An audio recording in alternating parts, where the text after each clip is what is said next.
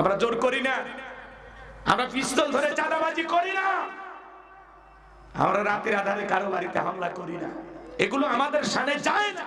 কথা বলেন ঠিক কি না? মুফতি সাহেব মাদ্রাসা করেছে, মাদ্রাসায় কত মানুষ দান করে? বাংলাদেশের কত মাদ্রাসা আছে, ট্রাক ভর্তি চাল আল্লাহর কোন বান্দা পাঠায় জানে না। মানুষ জায়গা জমি বিক্রি করে লক্ষ লক্ষ টাকা মাদ্রাসায় দান করে। এটা হলো কোরআনের মহব্বত, ওলামা ইকরামদের মহব্বত, দ্বীনের প্রতি মানুষের ভালোবাসার বহির প্রকাশ। বিদায় আলেমদেরকে চাঁদাবাজ বলবেন না। কথা বলেন ঠিক কি না? কারা কি করে দেশের মানুষ জানে। একটু মুখে লাগাম দিয়ে কথা বলেন, যা ইচ্ছা তাই বলবেন না। আল্লাহ যেন জাতির মানুষকে হেদায়েত দান করেন। তাহলে যারা সমালোচনাকারী, আলেমদের বিরুদ্ধে, ইসলামের বিরুদ্ধে সমালোচনা করবে, ওরা যাবে জাহান্নামে। ওয়া কুননা নাখুদু মাল খাইদিন, তারা বলবে আমরা ছিলাম সমালোচনা করি, আমরা দুনিয়ার জমিনে সমালোচনায় ব্যস্ত ছিলাম।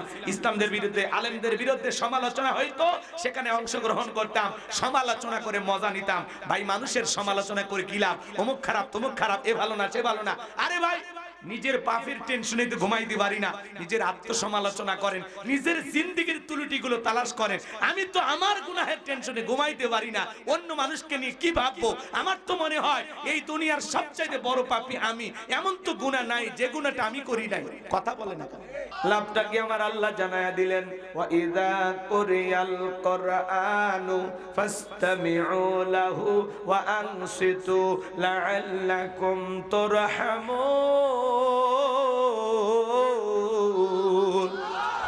সূরা আরাফ আয়াত নাম্বার 204। আমার আল্লাহ রাব্বুল আলামিন জানিয়ে দিলেন, তোমাদের সামনে যখন কোরআন পাঠ করা হয়, কোরআনের আলোচনা করা হয়, চুপ করে কান লাগিয়ে মনোযোগ সহকারে কোরআনের কথাগুলো শ্রবণ করো। যারা চুপচাপ কোরআনুল কারীমের কথাগুলো শ্রবণ করবে, আমার আল্লাহ রাব্বুল আলামিন আসমান থেকে তাদের উপরে আল্লাহ রহমত বৃষ্টির মতো নাজিল করবেন। বলুন সুবহানাল্লাহ। ওয়াযাক্কির ফাইন্না যিকরা তানফাউল মুমিনিন, সূরা জারিয়ার 55 নম্বর আয়াত। আল্লাহ ডেকে বলেন, যারা আমার মুমিন বান্দা, তাদের সামনে যখন কোরআন দিয়ে ওয়াজ করা হয়, কোরআন থেকে বয়ান করা হয়, এই কথাগুলো শোনার পরে মুমিনদের উপকারে আসবে। বলুন সুবহানাল্লাহ। এই শোনো বাজান, দিলটা নরম করে, মনটা আবু বকরের মতো নরম করে যদি কোরআনের কথাগুলো শোনেন, হেদায়েত ভাগ্যে জুটে যাবে। আল্লাহ আপনাকে পরিবর্তন করে দেবেন। শুধু এই কান দিয়ে শুনলাম ও কান দিয়ে বের করে দিলাম, এমনটা করলে হবে?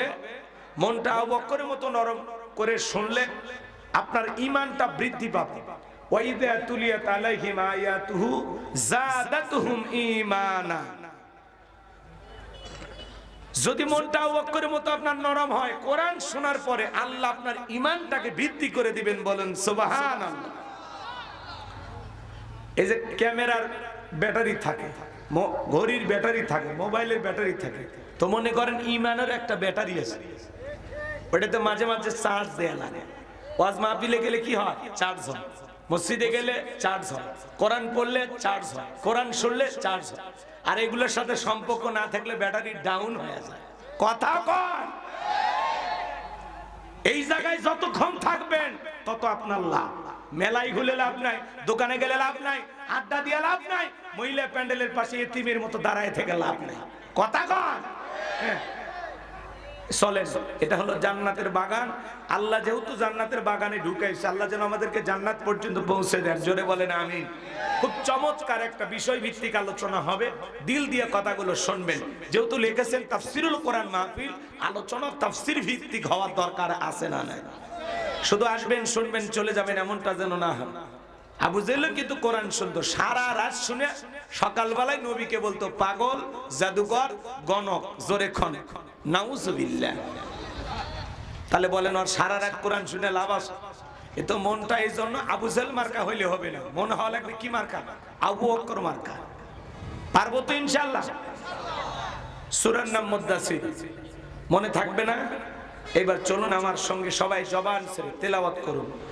আউযু বিল্লাহি মিনাশ শাইতানির রাজিম।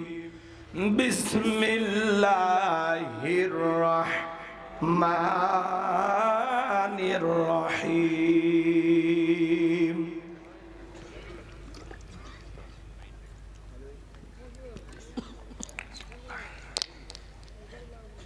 বিতাড়িত মোর্দার শয়তানের কাছ থেকে আল্লাহ পাকের কাছে আশ্রয় প্রার্থনা চাচ্ছি। পরম কোন অসীম দয়ালু আল্লাহ তাআলার নামে শুরু করছি। যে কোনো কাজ কার নামে শুরু করব? আল্লাহর নামে কাজ শুরু করলে কল্যাণ আছে না নাই? সম্মানিত ভাইয়েরা আমার, আমার আল্লাহ রাব্বুল আলামিন বলেন কুল্লু নাফসিম বিমা কাসাবাত রহিনা। জোরে বলেন আল্লাহু আকবার। এটা জোরে আওয়াজ দিবেন আল্লাহু আকবার। আমি করব আওয়াজ, আপনারা দিবেন আওয়াজ, জবাব দিবেন ঠিক ঠিক, আলোচনা হবে কমপ্লিট। শ্রদ্ধাদের স্পিরিটে বারে বক্তার হিট, আলোচনা হবে জায়গা মতো ফিট। আগে বলতাম কিছু আজ প্যান্ডেলে কিছু আজ অ্যাঙ্গেলে, এখন আর অ্যাঙ্গেলে না, যা বলবো সব ডাইরেক্ট। অ্যাঙ্গেলে বলার দিন শেষ, ডাইরেক্ট বলার বাংলাদেশ। কথা বলে ঠিক কি না? একটু অপেক্ষা করেন, নিরাশ হবেন না। যুবক যারা আছো মন খারাপ করো না, তোমাদের জন্য স্পেশাল আলোচনা আমার মাথার মেমোরিতে সেভ করা আছে, সময় মতো ডাউনলোড দিয়ে শোনায় দেব। মহিলা প্যান্ডেলে যারা বসে আছেন মা, আপনারা একেবারে মন খারাপ করবেন না। আপনারা ভাবতেছেন হুজুরের সামনে পুরুষ আছে, মনে হয় হুজুর পুরুষদেরই ওয়াজ করবে, আপনাদের আলোচনা করবে না। না মা, আপনাদের আলোচনা যদি না করি তাহলে আলোচনা পূর্ণতা পাবে না। কথা কর। এই জন্য মা বোনদের জন্য স্পেশাল কিছু আলোচনা বরাদ্দ আছে, সময় মতো আমি শোনায় দেব ইনশাআল্লাহ। সম্মানিত ভাইয়েরা আমার, আমার আল্লাহ রাব্বুল আলামিন বলেন কুল্লু নাফসিম বিমা কাসাবাত রহিনা। আল্লাহু আকবার। আমার আল্লাহ রাব্বুল আলামিন বলেন প্রত্যেকটা ব্যক্তি তার নিষ্কৃত কর্মের কাছে দায়বদ্ধ, নিজের কৃত কর্মের কাছে আবদ্ধ। কুল্লু নাফসিম বিমা কাসাবাত রহিনা। প্রত্যেকটা ব্যক্তি তার নিষ্কৃত কর্মের কাছে আবদ্ধ। আপনার জীবনের কৃত কর্ম হিসাব আপনাকে দিতে হবে। আপনার ছেলে দেবে না, মেয়ে দেবে না, স্ত্রী দেবে না, সন্তান দেবে না, এ বাজান আপনার গ্রামবাসী দেবে না, আপনার দেশ দেবে না, আপনার দল দেবে না। আপনার জীবনের কৃতকর্মের হিসাব একদিন আপনাকে দিতে হবে। কার কাছে? আর একটু জোরে বলেন কার কাছে? এই জন্য আল্লাহ তাআলা বলেন কুল্লু নাফসিম বিমা কাসাবাত রহিনা। প্রত্যেকটা ব্যক্তি তার নিষ্কৃত কর্মের কাছে আবদ্ধ। আপনার জীবনের কৃতকর্মের হিসাব আপনাকে দিতে হবে। এই আয়াতের ব্যাখ্যায় তাফসীরকাররা লিখেছেন যার কৃতকর্ম হলো সৎ, এই দুনিয়ার জমিনে যে সৎকৃত কর্ম করবে, এই সৎকৃত কর্মের ফলাফল হলো জান্নাত। সুবহানাল্লাহ বলেন। আর যার কৃতকর্ম হলো মন্দ, অসৎ কৃতকর্ম করবে, মন্দ কৃতকর্ম করবে, এই মন্দ কৃতকর্মের ফলাফল হলো জাহান্নাম। কথায় আছে না, যেমন কর্ম তেমন ফল। বিশ্বাস নাই করিয়া দেখো, বেহেশত ৮ দোজখ ৭। বিশ্বাস নাই মরিয়া দেখো। তো আপনার জীবনের কর্ম অনুযায়ী আল্লাহ আপনাকে ফল দেবে।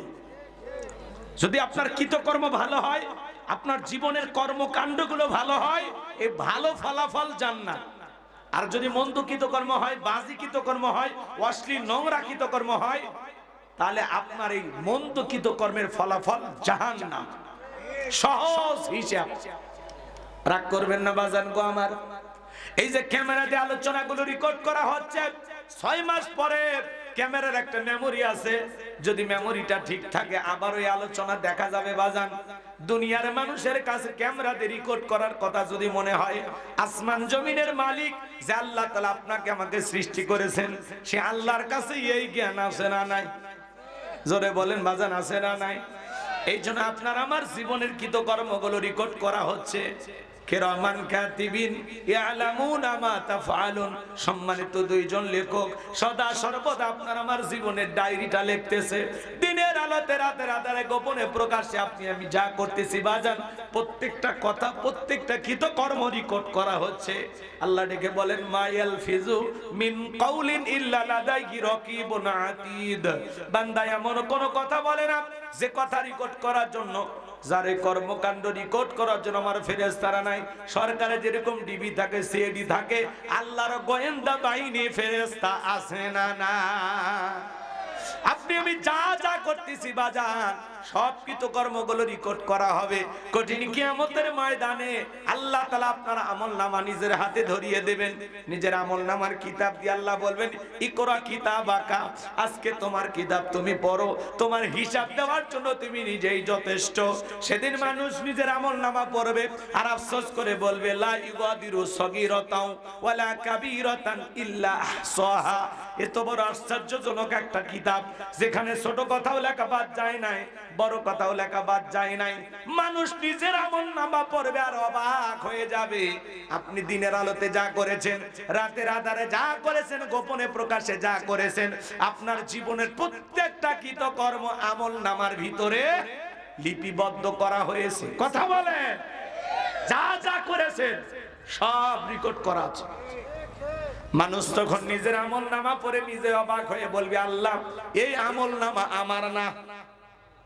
নিজের আমলের খাতা দেখার পরে নিজে অস্বীকার করবে। আল্লাহ তাআলা তখন আপনাকে আমাকে কি বলবেন জানেন? কারণ এই দুনিয়াতে আমাদের দুই নাম্বারি করার অভ্যাস আছে, সিটারি করা, বাটপারি করার অভ্যাস আছে। এজন্য পরকালে আমরা দুই নাম্বারি করার চেষ্টা করব।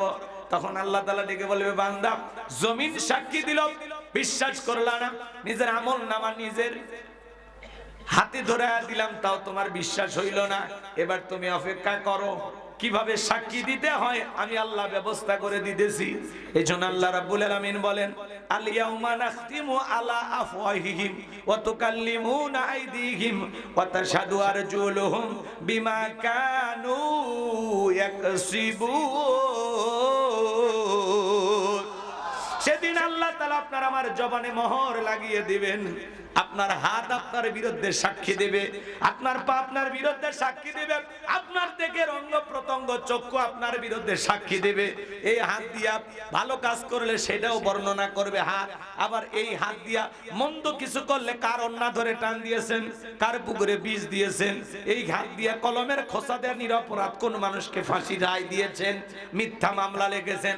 আপনি জীবনে যা যা করেছেন বাজান, আপনার হাত আপনার বিরুদ্ধে সাক্ষী দেবে, পা আপনার বিরুদ্ধে সাক্ষী দেবে, আপনার চোখ আপনার বিরুদ্ধে কথা বলবে। চশমা ফাঁকি দিয়া উপর দিয়ে কি দেখেছিলেন? চশমা আছে না, চশমার উপর দিয়েও দেখে, আছে না? না, আপনি আমি যা করতেছি সব রেকর্ড করা হয়েছে, লিপিবদ্ধ করা হয়েছে। সংক্ষিপ্ত কথা একটু বলে দিয়ে যায়, একটু উদাহরণ দিয়ে কথা বললে বুঝবেন ভালো। আমি কি বলবো না, রাগ করেছেন? লিল্লাহি তাকবীর। তাফসীর করতে হলে স্পষ্ট করে ব্যাখ্যা দিতে হবে, খুলে খুলে বলতে হবে, বিভিন্ন উদাহরণ দিয়ে আপনাকে বুঝাইতে হবে, তাহলে আপনি বুঝবেন। শোনেন, চলেন আপনার মসজিদের হুজুরের কাছে যাই, হুজুর দিয়ে শুরু করি। শোনেন, ওই হুজুরের কাছে একজন 50,000 টাকা দিয়ে বলতেছে, হুজুর এই 50,000 টাকা মসজিদে দিলাম, কাউরে বলার দরকার নেই, আমি গোপনে দান করলাম। এই যে হুজুরের হাতে 50,000 টাকা দিচ্ছে, এই জায়গায় ফেরেশতারা নাই? তো জোরে কম, ফেরেশতা আছে না? আছে। এটা ভিডিও হচ্ছে না, রেকর্ড হচ্ছে না? আচ্ছা, এখন হুজুর যদি চিন্তা করে ওই ব্যক্তি তো গোপনেই দান করলো, নামটাও বলতে বললো না, যে বেতন দেয় দরকার নাই, মসজিদে দেওয়ার দরকার নেই, ওটা নিজের মনে করে যদি কোনো হুজুর খরচ করে, বলেন তো বাজান, ফেরেশতারা বলবে থাক, হুজুর মানুষ অনেক কষ্ট করে আজান দেয়, ইমামতি করে, এই 50,000 লেখার দরকারই নেই। কি ফেরেশতারা ছাড় দেবে? জোরে বলেন, ছাড় দেবে? দেবে না। তাই বলে কোন হুজুর কিন্তু এরকম করে না, এটা উদাহরণ, এক্সাম্পল দিচ্ছি কথা বোঝানোর জন্য। আমার ভাইয়েরা মন দিয়ে কথাগুলো শুনে যান। হুজুর যদি 5 টাকা দান বক্স থেকে নিয়ে যায়, একটা পানের খিলি কিনা খাই, 50,000 টাকা দূরের কথা, ওই 5 টাকার পানের খিলির হিসাবও একদিন আল্লাহর কাছে দিতে হবে। মনে করে আপনাদের এলাকার মাদ্রাসার মুহাদ্দিম একজন একটা ছাগল নিয়ে যায়, বলল হুজুর এই ছাগলটা আমি সদকা দিয়ে দিলাম, মাজেদ ভাইয়ের অনেক টাকা আছে, দিয়ে দিল একটা ছাগল। হুজুর এইবার ছাগল জবাই করার পরে দেখে 14 কেজি গোস্ত। চিন্তা করছে অনেকদিন ধরে বাড়িতে গোস্ত বাটাইতে পারি না, 9 কেজি রান্না করে খাওয়ায় আর 5 কেজি বাড়িতে বাটায়। কি বলেন? ফেরেশতার বলবো অনেক কষ্ট করে মাদ্রাসায় চাকরি করে, ওই 5 কেজি গোস্তের হিসাব লেখার দরকার নাই। বলবে বলবে হুজুর যদি এই সদকার জিনিস, এটা বাচ্চাদের হক, হুজুর যদি সঠিকভাবে বাচ্চাদেরকে রান্না করে খাওয়ায় ওইটাই লেখা থাকবে, ওখান থেকে যদি 2-1 কেজি এদিক সেদিক করে সেই ব্যাপারে জবাব দিতে হবে। আরে ভাই 5 কেজি তো দূরের কথা, 50 গ্রাম গোস্ত যদি এদিক সেদিক করে, ওই 50 গ্রামের ব্যাপারেও আল্লাহর কাছে হিসাব দিতে হুজুর বাধ্য। কথা বলেন। তাহলে মসজিদের ইমাম যা করে ফেরেশতারা লেখে, মাদ্রাসার হুজুর যা করে ফেরেশতারা লেখে, খালি নেতারা যা করে ফেরেশতারা দেখেও না লেখেও না। না না, ওটা লেখে না, ফেরেশতারা নেতাদেরকে দেখে ভয় পায়। হ্যাঁ, ইউনিয়ন পরিষদের চেয়ারম্যান মনে করেন, উদাহরণ দিচ্ছি, চেয়ারম্যান থাকলে খেপবেন না, শোনেন, লেখা আছে চালের কাটে 50 কেজি। এখন এই 50 কেজি চাল গরিব মানুষকে না দিয়ে 30 কেজি দেয়, আর 20 কেজি যদি মাইরা খায়, এখন জনগণ যা যদি বলে ভাই লেখা আছে 50 কেজি দিলেন 30, বাকি 20 কেজি, এই দেখো না সাঙ্গ পাঙ্গ ক্যাডার মাস্তান চামচ টামচ ঘোরাফেরা করে, ছোট ছোট বাতি নেতা, ওদের লালন পালন করতে কিছু খরচ হয়, খামাকা ঝামেলা করো না, বেশি কথা বললেও 30 কেজি রেখে দেয়। কথা কন, কথা কন। এই যে চেয়ারম্যান যদি সঠিকভাবে চালটা জনগণের হাতে মাপিয়ে বুঝা দেয় 50 কেজি, সেটাও ফেরেশতারা লিখে রাখবে। আবার ওখান থেকে 2-4 কেজি যদি কমাইয়া রাখে, সেই ব্যাপারে হিসাব দিতে হবে। জনগণের আমানত বুঝাইয়া দিলে সেই পুরস্কারও পাবে, আবার জনগণের আমানতের খিয়ানত করলে সেই গুনার ভাগও তাকে নিতে হবে। কথা বলে ঠিক? এজন্য কিয়ামতের ময়দানে অনেক নেতা হেউটিন সহ যা জামাই রেখাইছে, কালভার্ট ব্রিজের যা জামাই রেখাইছে, ওগুলো গলায় আল্লাহ ঝুলাইয়া দিবে, মানুষ দেখে বুঝবে এই সেই বাটপার। কথা কয়, ব্রিজে ঢুকানোর কথা ঢুকে দেয় বাস, ব্রিজ উদ্বোধন করার আগে গুড় চলে যায়, আর আমরা সেই সমস্ত নেতাদের পিছনে স্লোগান দেই, বল্টু ভাইয়ের চরিত্র ফুলের মতো পবিত্র, নামাজ পড়ে একত্ব, গাঁজা খাই 5 ওয়াক্ত, ঘুম চুরিতে বাঁকা ভক্ত, শয়তানের 1 নাম্বার ভক্ত, হুজুরিদের জন্য খুবই শক্ত, চুষে খাই গরিবের রক্ত। পোস্টারে লেখা আছে গরিবের বন্ধু, ভোট দিয়ে দেখেন গরিবের কয় নাম্বার শত্রু। কথা কয়, লেখা আছে সেবা করার সুযোগ দিন, আর সেই সেবার নামে জনগণের পকেট ডাকাতি করিয়া দেশের টাকা বিদেশে পাচার করে। 11 লক্ষ কোটি টাকা দুর্নীতি করেছে ওই এমপি মন্ত্রীরা। কথা বলেন, নেতা দেশি বাড়ি বিদেশে আছে, এমপি মন্ত্রী আছে। এক এক এমপির আমল নামা পড়লে অবাক হয়ে যাবেন, কোটি কোটি টাকা দুর্নীতি করছে ভাই। খালি দুর্নীতি না ভাই, দুর্নীতির মহা উৎসব চলেছে বাংলাদেশে 16 বছর। কথা কর। তাছাড়া একটা নেতা নির্বাচনের আগে সাইকেল কেনার টাকা নাই, মোটর সাইকেল কেনার টাকা নাই, ও নির্বাচনে পাশ করে রাতে রাতে এত টাকার মালিক 5 বছরে কেমনে হয়? নওগাঁ শহরে বাড়ি, ঢাকায় বাড়ি, বিদেশে বাড়ি, টাকা কি জিব্রাইল দিয়ে যায়? এত টাকা পায় কোথায়? আজকে এমপি মন্ত্রী নাই, সব ভাগে গেছে। 5-10 কোটি টাকা দামের গাড়িগুলো গ্যারেজে পড়ে আছে, এমপি মন্ত্রী নাই।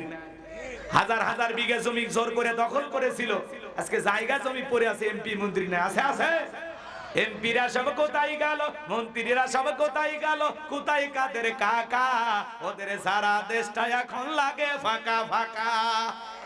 পালাবো না, পালাবো না, পালাবো না, যাই না তাদের দেখা, ওদের সারা দেশটা এখন লাগে ফাঁকা ফাঁকা। আইন মন্ত্রী আটকে গেল আইনেরই ফাঁকে, দাঁড়িয়ে সারা দরবেশটারে ভণ্ড ভণ্ড লাগে। শুনেছি ভাই কত নেতা নেত্রী খাইতেছে ভাই ডান্ডা, বিচারপতি কালামানিকের ফাটিয়েছে নাকি আন্ডা। এটা আমার খবর না, মিডিয়ার খবর। এই বিচারপতি শামসুদ্দিন মানিক আল্লামা সাঈদী হুজুরকে মৃত্যুদণ্ডের রায় দিয়েছিল। কথা বলে ঠিক কিনা? আমরা বলতে চাই ওই একই ট্রাইব্যুনালে কুখ্যাত কালামানিককে মৃত্যুদণ্ডের রায় দিতে হবে। কথা বলে ঠিক কিনা? এই বিচারপতি শামসুদ্দিন মানিক রাজাকারের বাচ্চা বলে ছাত্র আন্দোলনে সবাইকে গালি দিয়েছিল। টকশোতে আমার বোনকে অপমান করে রাজাকারের বাচ্চা বলে গালি দিয়েছিল। 116 জন আলিমের তালিকা করে দুদকের কাছে জমা দিয়েছিল। আমার রোল নাম্বার ছিল 23। সিরিয়ালে আমি কত ছিলাম? 23। যারা আলেমদের তালিকা করেছিল বিনা তালিকায় আজকে জেলখানায় ঢোকায় দিয়েছেন তিনি কে? তাহলে কার খেলা? জোরে বলেন। পলকের ঝলক গেল, পলকের ঝলক গেল, থামিয়ে নেটের চাকা, ওদের সারা দেশটা এখন লাগে ফাঁকা ফাঁকা। কোথায় গেল সংসদেতে মমতাজের গান, কোথায় গেল হযরত বলা স্বামী ওসমান। 70 রাকাত তাহাজ্জুদ পড়তো, বীরের পরে আল্লাহর ওলি দাবি করতে 41 সাল পর্যন্ত টিকে থাকা স্বপ্নও দেখেছিল। 24 সালের 5 আগস্টে ভাগ্যে কি আছে আল্লাহর ওলিরা জানতো না। মাইক পেলে বলতো খেলা হবে, খেলা হবে। আজকে পুরো বাংলাদেশের মাঠ পরে আছে, কিন্তু ওই খেলোয়াড়রা নাই। আর একজনের শরীরই চলে না, তাও বলতো খেলা হবে। এই লোকটাকে আমি খুব মিস করি। চেহারাও দেখা যাচ্ছে না, কই যে লুকে আছে খবরও পাওয়া যাচ্ছে না। কি নিরুদ্দেশ হয়ে গেছে। সোনা তোমরা একটু মুখটা দেখাও, কে কোথায় আছো? কথা কন, কথা কন। ওদের চেহারা দেখতে মনে চায়, কিন্তু ওরা যে কই লুকাইছে আল্লাহই ভালো জানে। সম্মানিত ভাইয়েরা আমার, মন খারাপ করছেন নাকি আপনারা? তাহলে নেতা জাকিত কর্মে করেন বাজান, উনি যদি চেয়ারম্যান হওয়ার পর এলাকায় মাদক বন্ধ হয়, অশ্লীলতা বন্ধ হয়, গান বাজনা বন্ধ হয়, সমাজের মানুষের যদি সুদিন ফিরে আসে, ভালো ভালো কাজ যদি করতে পারে, সামাজিক উন্নয়নে যদি অগ্রণী ভূমিকা পালন করতে পারে, এর পুরস্কারও চেয়ারম্যান সাহেবকে আল্লাহ দেবেন। আর উনি যদি নেতা হওয়ার পর এলাকায় দুর্নীতি বেড়ে যায়, লুটপাট বেড়ে যায়, মাদকের আসর বেড়ে যায়, নেতা যদি নিজেই মাদক ব্যবসায়ী হয়ে যায়, বলেন তো বাজান এই ব্যাপারে নেতাকে আল্লাহর কাছে হিসাব দিতে হবে কিনা? আপনি আমি যা করতেছি, সাধারণ মানুষ কৃষি খেতে ভেজাল দেন, খাদ্যে ভেজাল দেন, ফলের মধ্যে ভেজাল দেন, ওজনে কম দেন, দুধে পানি মিশান, সুদ খান, ঘুষ খান, যা যা করতেছেন, জমির আল ঠেলতেছেন, যা যা করতেছেন, প্রত্যেকটা কৃতকর্মের ব্যাপারে হিসাব দিতেই হবে। কথা বলেন, কথা বলেন, কার কাছে? তাহলে হুজুর যা করে লেখে, নেতারা যা করে লেখে, যুবকেরা যা করে ফেরেশতারা দেখেও না, লেখেও না। হে যুবক, কার হাত ধরে পার্কে বসে আসো? কথা কয় না? ওই জায়গায় ফেরেশতারা নাই। বিয়ে সারা একটা নারীকে নিয়ে পার্কে ঘুরতেছো। হে যুবক, পিতামাতার চোখকে ফাঁকি দিতে পারো, কিন্তু আসমান জমিনের মালিক আল্লাহর কুদরতি চোখকে ফাঁকি দেওয়া সম্ভব নয়। কথা বলেন ঠিক কি না? অনেক যুবক আছে বিয়ে করে, বিয়ে করার পরে বাসর ঘরে প্রবেশ করার পরে বউ খাটে থাকে আর ছেলে সোফায় বসে থাকে। বউ ডেকে বলে, কি গো স্বামী, কাছে কি আসবা না? স্বামী এইবার ডেকে বলে, বিবি হুজুর বলেছে মহারানা পরিশোধ না করে স্ত্রীর কাছে যাওয়া যাবে না। বউ ডেকে বলে, তাহলে টাকা দাও। বলে, থাকলে কি আর সোফায় বসে থাকি? তার মানে বোঝেন নাই? কিছু কিছু ছেলেরা দেখবেন বিয়ে করার সময় নাকে রুমাল দেয়, যেই দেখবেন নাকে রুমাল দিয়েছে, ও দুইটা অপরাধ করেছে। এক নাম্বার শ্বশুর বাড়ির থেকে যৌতুক নিয়েছে, আর দুই নাম্বার মহারানা ফাঁকি দিয়েছে। এই কথা কোন?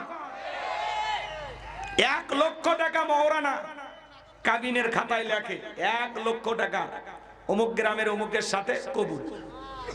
বুঝেন নাই? ছেলের নাম আবুল বলেছে, কবুল দিয়েছে এক নাকের ফুল, জীবনটা পুরোটাই ভুল। 1000 টাকার নাকের ফুল দিয়ে 99,000 টাকা বাকি। আর বাসর ঘরে আসে বইয়ের কাছে, ইতিমের কাছে মাপ চায়। ওটা মাপ না ব্ল্যাকমেল করা? অতগুলি এক দেখায় 1 লাখ হয়, মা 50,000 দিয়ে 50,000 মাপ চায়। স্ত্রীর মহারানা পরিশোধ করে যারা ঘরে তোলে, এরা হলো সত্যিকারের পুরুষ। কারণ মহারানা দেওয়া ফরজ। প্রত্যেকটা নারীর অধিকার স্বামীর কাছ থেকে মহারানা পাওয়া, আর প্রত্যেকটা স্বামীর দায়িত্ব স্ত্রীর এই মহারানা বুঝিয়ে দেওয়া, তার অধিকারকে প্রতিষ্ঠিত করা। কথা বলেন কিনা? আর আপনি উল্টো শ্বশুর বাড়ি থেকে যৌতুক নেন জোর করে, বউরে পিটায় কয়, বেহানারির বাবা, তোর বাবা 1.5 লাখ টাকা দেওয়ার কথা, মাত্র 50,000 দিছে, এখনো 1 লাখ টাকা পায়। ও মানে শ্বশুর বাড়ির থেকে হালখাতার টাকা পায়। রাগ করছেন আপনারা? যারা যৌতুকের জন্য বউরে পিটায়, এরা ছোট লোক। বউ মারার জিনিস না, বউ হলো ভালোবাসার জিনিস। মেয়ে মানুষ বুঝতে পারলে নিয়ামত, না বুঝতে পারলে কিয়ামত। কথা কন? এরা বাঁকা হারের তৈরি। বেশি সোজা করতে যাবেন, বেশি ঝামেলা হবে। কথা কয় না কেন? আর যারা এই শ্বশুর বাড়ির থেকে যৌতুক নেয় জোর করে, মনে রাখবেন কাঁচা পায়খানা খাওয়া যেমন হারাম, কন্যা পক্ষের কাছ থেকে জোর করে যৌতুক দাবি করা তেমনি হারাম। আজকে যদি যৌতুকের জন্য তুমি তোমার বউরে পিটাও, একদিন তোমার মেয়েকে তোমার জামাই পিটাবে যৌতুকের জন্য। ভালো হয়ে যান। রাগ করেন নাকি বাজান গো আমার? মন খারাপ করবেন না, কষ্ট মনের মধ্যে নেবেন না। যুবক রে, কেন শ্বশুর বাড়িতে জুলুম করে? অনেকে আবার বলে, আমরা অমুক বংশের লোক, বরযাত্রী আসবে 300-500। যারা কন্যা পক্ষের উপরে জুলুম করে বলে 500 লোক খাওয়াইতে হবে, 300 লোক খাওয়াইতে হবে, এরকম খাওয়ার চাইতে ভিক্ষা করে খাওয়া ভালো। কথাটা কি কষ্ট লাগছে?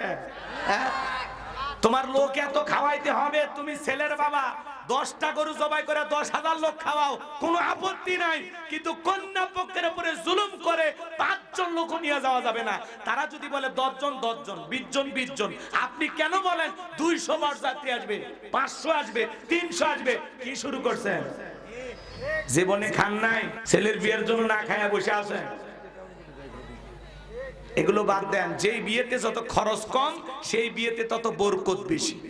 এত লাইটিং বাইটিং বাদ দেন, হলুদ হলুদ উৎসব, মেয়েদেরকে তরুণীদেরকে সাজায়া হলুদের নামে কত ঢলাঢলি, নাচ গান, অশ্লীলতা, উলঙ্গপানা, বেহাপানা, নোংরামি, কথা বলে না কেন? এগুলো করা যাবে না, হারাম। এই যে মুফতি সাহেব বসে আছে, এই যে আমাদের দেশে যেভাবে 15-20 জন মেয়ে টমটমে অটোতে সইরা ছেলের বাড়ি যায়, গালে হলুদ মাখায়া দেয়, জায়েজ আছে? কোন হুজুর বলতে পারবে জায়েজ আছে?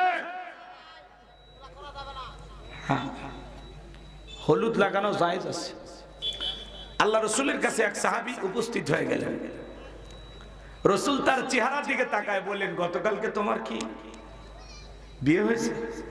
সাহাবী থেকে জিজ্ঞাসা করলেন, হুজুর কি দেখে বুঝলেন? বলে, তোমার চেহারা হলুদ মাখা।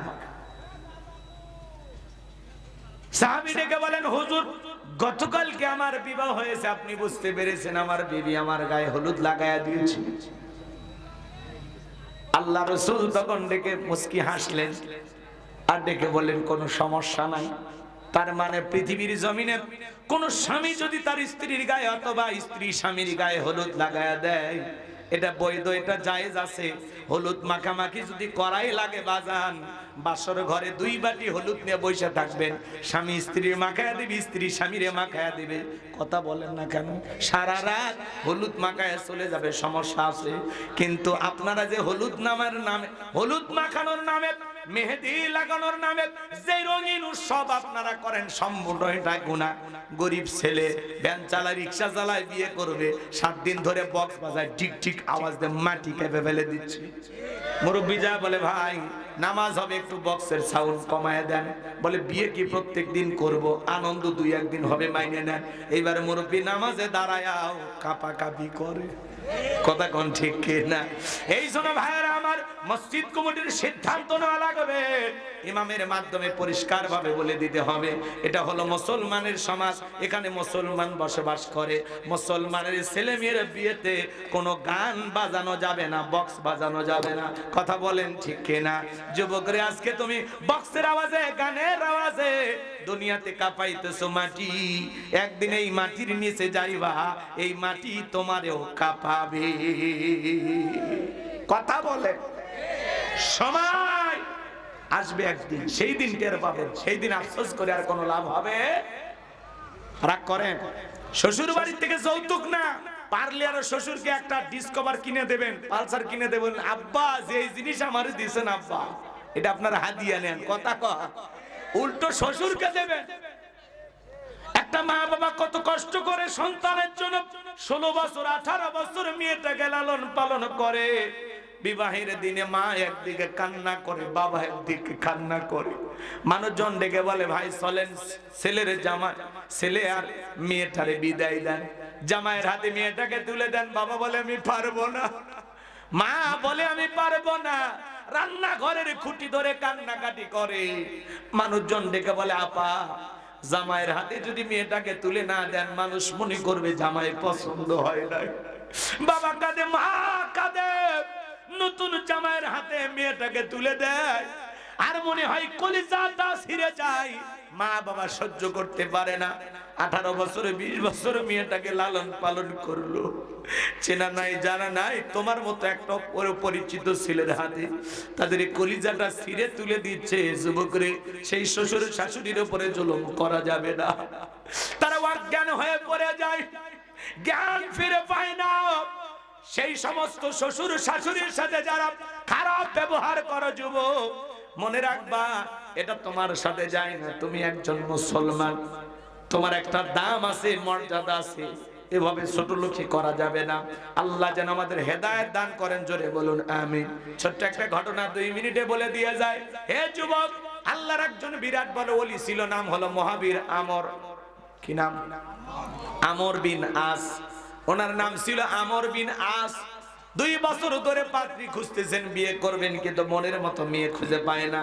তার মনের মধ্যে বড় আশা, আমি বড় আলেম হতে পারি নাই, কিন্তু আমি এমন একটা মেয়েকে বিবাহ করব যে মেয়েটা হলো পর্দা করে, নামাজ পড়ে, নেককার, আল্লাহওয়ালা, এমন একটা মেয়েকে বিবাহ করব।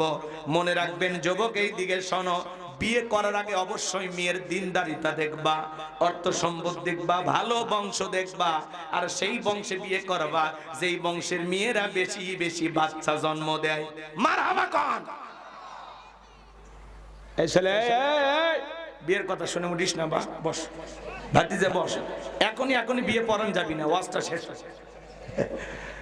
আমার ভাইয়েরা, দিল দিয়ে কথাগুলো বোঝার চেষ্টা করবেন, দিনদারিতা থেকে বিয়ে করবেন। আপনার স্ত্রী যদি নম্র হয়, ভদ্র হয়, বিনয়ী হয়, নামাজি হয়, নেককার হয়, তার পেট থেকে নেককার নামাজি আল্লাহওয়ালা সন্তান জন্ম নেবে। কথা বলে, ওই যে কথায় আছে, ক্ষেত ভালো তো ফসল ভালো, মা ভালো তো সন্তান ভালো। আমাকে একটা শিক্ষিত মা দাও, আমি একটা শিক্ষিত জাতি উপহার দেব। কথা বলেন ঠিক কিনা? এজন্য বিয়ে করার আগে মেয়ের মায়ের পর্দা দেখবা, মেয়ের নানিরও পর্দা দেখবা। কথা কন, গাছের গোড়া ঠিক, মাথাও ঠিক, নানি ঠিক, মা ঠিক, তাহলে বউটাও ঠিকঠাক পাইবা। কথা কয় না, পাগল হয়ে যায়, রাস্তা দিয়ে একটু অটো চড়ে যায় আর চুল একটু বাতাসে দোলে দেখে পাগল হয়ে যায়। কি এলো চুলে, পাগল করে গেলে ভোলা যায় না। আল্লাহ তোমাদের হেদায়েত দান করুন। একটু জোরে বলেন না আমিন। আমর বিন আস একদিন আসরের নামাজ আদায় করলেন, তার বন্ধুর সাথে দেখা হয়ে গেল। ডেকে বলে, দোস্ত বিয়ে করেছো? বলে, না করি নাই। আমি তো একটা মনের মতো মেয়ে খুঁজছি যে নামাজ পড়ে, নেককার, আল্লাহওয়ালা, কোরআন পড়তে পারে। বলে, এই গ্রামে একটা মেয়ে আছে দোস্ত, যেই মেয়েটা জন্মের পর থেকে তার মা বাবা ছাড়া দুনিয়ার কারো সাথে সাক্ষাৎ করে নাই।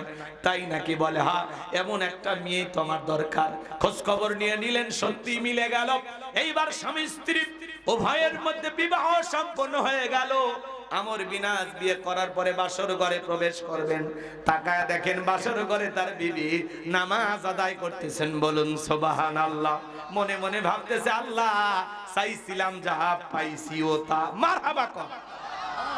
আমর বিন আস বিবাহ করলেন, তার স্ত্রী বাসর ঘরে নামাজ আদায় করে, আর আপনি আমি বিয়ে করি বাসর ঘরে, বউ ভিডিও করে। কথা কন, এরকম ক্যামেরা নিয়ে যায় একেবারে ওই যে গরু জবাইয়ের থেকে শুরু করে রান্না বান্না, খাওয়া দাওয়া, গরুর গোশত কেমনে চাবাইতেছে তার ভিডিও, দুধ ভাত কেমনে খাওয়ায় তার ভিডিও, বিদায় দেয় কেমনে, বিয়ে করার আগে ছেলেরা কেমনে গোসল করা দেয় ভাবিরা ডইলে ডইলে, সেটার ভিডিও। এ কথা কন না কেন? আপনাদের এলাকায় উৎসব হয় না? এই ছেলে, তোমার এই যে বিয়ের দিনে অন্য নারীরা গোসল করা দেয়, তুমি কি প্রতিবন্ধী? প্রতিবন্ধী হয় হাউ যদি বিয়ে করতে যাচ্ছ কেন? মা বোন যারা আছেন, মা, এই অতিরঞ্জিত এই জিনিসগুলো সমাজ থেকে বিতাড়িত করেন। এগুলো কই পাইছেন আপনারা? ছেলেরে গোসল করায় দিতে হবে, পাইছেন কই? রাগ করেন? অনেক জায়গায় কিন্তু এখনো আছে, চাচি, ভাবি, খালা, ফুপু সবাই এক জায়গায় আসে, ছেলেরে গোসল করায় দিতেছে। আবার ওই জায়গায় গীত চলতেছে, গীত। আবার অনেকে গোসল করে দিয়া লুঙ্গি আটকে রাখে, ওই যে গোসল করছে সাবান টাবান মাখাইয়া দিছে, এর একটা ভিজিট আছে না, কয় আগে লুঙ্গি দেবো না, টাকা 2000 দাও, 5000 দাও। আমি তো চিন্তা করি যে কায়দায় শীত পড়ছে এখন, এই শীতের দিনে কোনো ছেলে যদি বিয়ে করতে যায় আর গোসল করার পরে লুঙ্গি দিতে যদি এরকম দেরি করে, আমার মনে হয় বিয়ে করে বাসর ঘরে যাওয়া লাগবে না, আগে হাসপাতালে ভর্তি হওয়া লাগবে। কথা কোন ঠিক কিনা? এই জন্য যুবক, তুমি একাই গোসল করবে। কথা কন। বিয়ের আগে আমার ভাবিরা আমাকে বলেছিল যে হুজুর গোসল কি করায় দেওয়া লাগবে? আমি বলি, কি কয়, আমার কেন গোসল করায় দিতে হবে? আর তোমরা যদি আমার শরীরে হাত দাও, আমার মাথা ঠিক থাকবে? তোমার মেয়ে মানুষ গোসল করায় দেয়। আহারে, আল্লাহ যেন আমাদের হেদায়েত দান করেন। রাগ করেন আপনারা? এ ভাইয়েরা আমার, গভীর মনোযোগ দিয়ে শুনবেন। বাজার বাসর ঘরে যুবক সেলফি তোলা নিয়ে ব্যস্ত, ভিডিও করা নিয়ে ব্যস্ত। কথা কোন ঠিক কিনা? আবার ক্যামেরাম্যান বলে, ভাই ভাবির একটু চাপায় ধরেন, আছে না নাই? কারণ এগুলো নোংরামি দেখে দেখে সয়লাভ হয়ে গেছে বাজান, এই জন্য এগুলো করা যাবে না। আমি যে কথা বলতে চাচ্ছিলাম, যুবক মনোযোগ দিয়ে কথাগুলো শুনে যাও। আমর বিন আস তার বিবি বাসর ঘরে নামাজ শেষ হয়ে গেল, স্বামী স্ত্রীর মধ্যে সালাম আদান প্রদান হলে আমর বিন আস বাসর ঘরে প্রবেশ করা মাত্র সর্বপ্রথম তার বিবি তাকে সালাম দিলেন। বলুন সুবহানাল্লাহ। সালামের জবাব দিলেন। প্রিয়তম স্ত্রী ঘোমটাটা তুললেন, এক নজর বিবির চেহারার দিকে তাকাইয়া ঘর থেকে বের হয়ে আসলেন।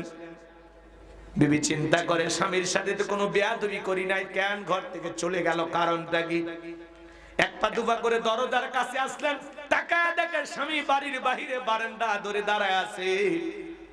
বারান্দার উপরে দাঁড়ায় আছে, ডেকে বলে, স্বামী আমি যতটুকু জানি তুমি নাকি অনেক বড় আল্লাহর ওলি। আজকে আমাদের বাসর রাত, তুমি যদি আমার হক না আদায় করো, যত বড়ই আল্লাহর ওলি হও না কেন, কিয়ামতের ময়দানে আমি তোমাকে আসামির কাঠগড়ায় দাঁড় করাবো। আল্লাহর ওলি আমর বিনাশ কিয়ামতকে ভয় করে, পরকালকে ভয় করে। বাসর ঘরে প্রবেশ করলেন, বিবির সাথে ভালোবাসা বিনিময় হয়ে গেল। সকালবেলা ঘুম থেকে উঠা সেখান থেকে চলে গেলেন, আর বিবির কাছে আসলেন না। এভাবে কেটে গেল জীবনের 25টা বছর। 25 বছর পরে হঠাৎ করে তার মনে পড়লো, আমি কি বাকি কথা বলবো? 25 বছর পরে তাদের দাম্পত্য জীবনটা কোথায় নিয়ে যায়, কি ঘটনা ঘটে, আপনারা কারা কারা শুনবেন? দুই হাত তুলে একটু আল্লাহকে দেখান। লিল্লাহে তাকবীর। হাত নামান। আমার ভাইরা, হে যুবক, বাসর ঘরে তোমার বউ খাটে আর তুমি সবাই। বিবি ডেকে বলে, কি ব্যাপার? তখন ডেকে বলে, শোনো, হুজুর বলেছে বউ যদি মহারানার টাকা মাফ করে দেয়, জীবনের প্রথম রাতে যে স্বামী তার বউয়ের কাছে মহারানার টাকা মাফ চায়, এর চাইতে বড় ফকিরি কি আর পৃথিবীতে আছে? এজন্য যুবক, বিয়ে করার আগে 1 লাখ 1.5 লাখ টাকা, 50,000 টাকা, 20,000 টাকা অন্তত মহারানার যে টাকাটা রেডি করবা, 5 লাখটা পাঞ্জাবি সাদা পরবা, 1000 টাকার নোট পকেটের মধ্যে নিয়া বুক টান টান করে শ্বশুর বাড়িতে যাইবা। মুরব্বী যারা থাকবে, কাজী ইমাম যারা থাকবে, ওদের সামনে নিয়ে যা বলবেন, এই যে নেন বইয়ের মহারানা।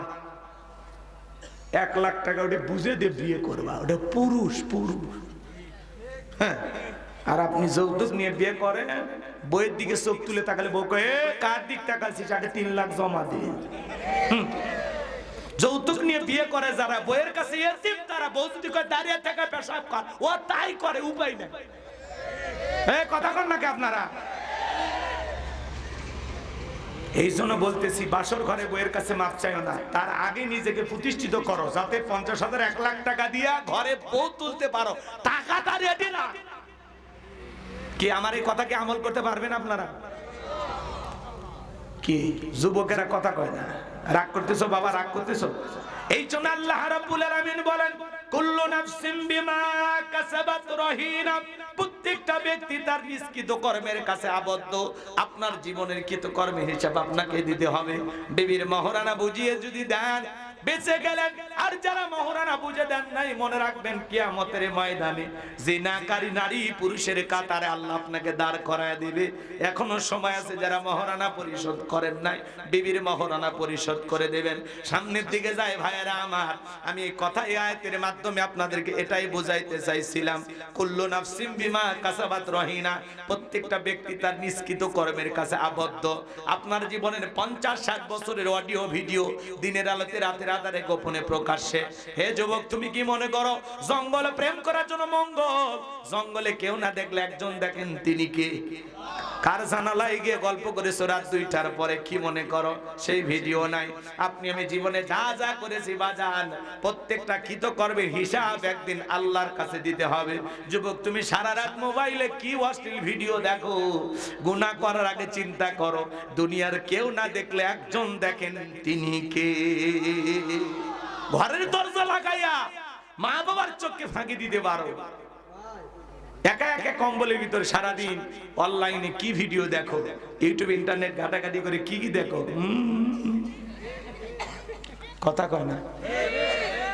পিতা মাতা যখন দরজা নক করে, রুবেল এই ভিতরে কি হয় রে? তখন বলে বাংলাদেশের স্বাধীনতার যুদ্ধ ছিল, তখন পড়ার ভান করে। আবার যখন চলে যায়, আবারও মোবাইল। এই মোবাইল যুব সমাজের চরিত্রটা অর্ধেক নষ্ট করছে। কথা বলেন না কেন ভাই? মোবাইলের ওজন কম, কিন্তু মোবাইলের মাধ্যমে পাপের ওজনটা অনেক বেশি। যুব সমাজের চরিত্র ধ্বংস করছে এই মোবাইল। তরুণ তরুণীদের দেখলেন না, শোভা ঢাকায় ক্যান্সারের রোগী মা হাসপাতালে ফেলাইয়া নওগাঁর ছেলের প্রেমের টানে চলে আসে। নওগাঁর ছেলের প্রেমের পাওয়ার আছে গো। ক্যান্সারের রোগী মাকে ফেলায় 11 বছরের শোভা ছোট্ট একটা মেয়ে, নাক চিপলে মায়ের দুধ বের হবে, সেই মেয়ে আসছে বলে আমি এমনি ভালো লাগে না। কথা কন না কেন? সমাজে এগুলো আছে না? না, আমার কথা কি আপনারা বিরক্ত হন? তাহলে যুব সমাজকে নষ্ট করছে মোবাইল, ফ্রি ফায়ার, পাবজি, অনলাইনে জুয়া, নানান ধরনের অপসংস্কৃতি দিয়ে যুব সমাজকে নষ্ট করে ফেলেছে মোবাইল। পেটে ভাত না থাক, পরনে কাপড় না থাক, টাচ মোবাইল লাগবে একটা। কথা কন, রাগ করেন? হদেশে মোবাইল আইছে, চিঠি বন্ধ হইয়াছে, দিওয়ানা বানাইছে, পোলা মাইয়ার মনের কথা ভাসে বাতাসে। ও দেখো পোলা পানের মন বাদা ফেসবুকে এখন, মোবাইলে চ্যাটিং কইরা কাটায় সারাক্ষণ। এই মোবাইল পাইয়া দেখো মদনের মাইয়া, এই মোবাইল পাইয়া দেখো মদনের মাইয়া কি কাণ্ড ঘটাইছে, স্বামী সংসার আইখা নাকি পালাইয়া গেছে। 2 বাচ্চার মা, 4 বাচ্চার মা পরকীয়া প্রেম করে আরেকটা ছেলের হাত ধরে পালিয়ে যায়। যে নারী স্বামী রেখে সন্তান রেখে আরেকটা পরপুরুষের হাত ধরে পালিয়ে যায়, ওটা নারী না, ওটা নারী জাতির কলঙ্ক, পাষাণী, ডাইনি, বিশ্বাসঘাতক নারী। কেমনে পারলা বোন, কেমনে পারলা মা, স্বামী রেখে সন্তান রেখে আরেকটা ছেলের হাত ধরতে কেমনে পারলা? স্বামীর মহব্বত নাই, সন্তানদের মহব্বত নাই, কেমনে পারলা? আজকে এই পরকীয়ার অভিশাপে সমাজটা শেষ হয়ে যাচ্ছে। সব দোষ কি নারীর, পুরুষের কি কোনো দোষ নাই? এক হাতে তালি বাজে, এই ছেলে তোমার দোষ নাই? কেমনে পারো একটা নারীর স্বামী আছে, সন্তান আছে, সেই মহিলার দিকে নজর দিতে কেমনে পারো? আল্লাহর ভয় নাই? কত অসহায় গরিব মেয়ে বিয়ে হয় না, যাও না বিয়ে করো। কথা কয় না কেন? আল্লাহ যেন আমাদের হেদায়েত দান করেন, একটু জোরে বলেন আমিন। ও দেশে টিকটক আসিয়া সব গেল বাসিয়া, সিদ্দিক সোরা নায়ক হইছে আইডি খুলিয়া, হিরো আলম নায়ক হইছে আইডি খুলিয়া। এই মোবাইলে হাই কি জাদু আছে ভাই, পোলাপান বুঝাছে, পড়ালেখা তুইলা রাখছে সপ্তম আকাশে। আজকে যুব সমাজের চরিত্র নষ্ট করে দিয়েছে এই মোবাইল। সংক্ষিপ্ত করা বলে দেয়া যায় ভাইজান আমার, দিনের আলোতে রাতের আধারে গোপনে প্রকাশ্যে আপনি আমি যা করতেছি বাজান, জীবনের প্রত্যেকটা কৃতকর্মের ব্যাপারে একদিন হিসাব দিতে হবে। কার কাছে? আরেকটু জোরে বলেন কার কাছে?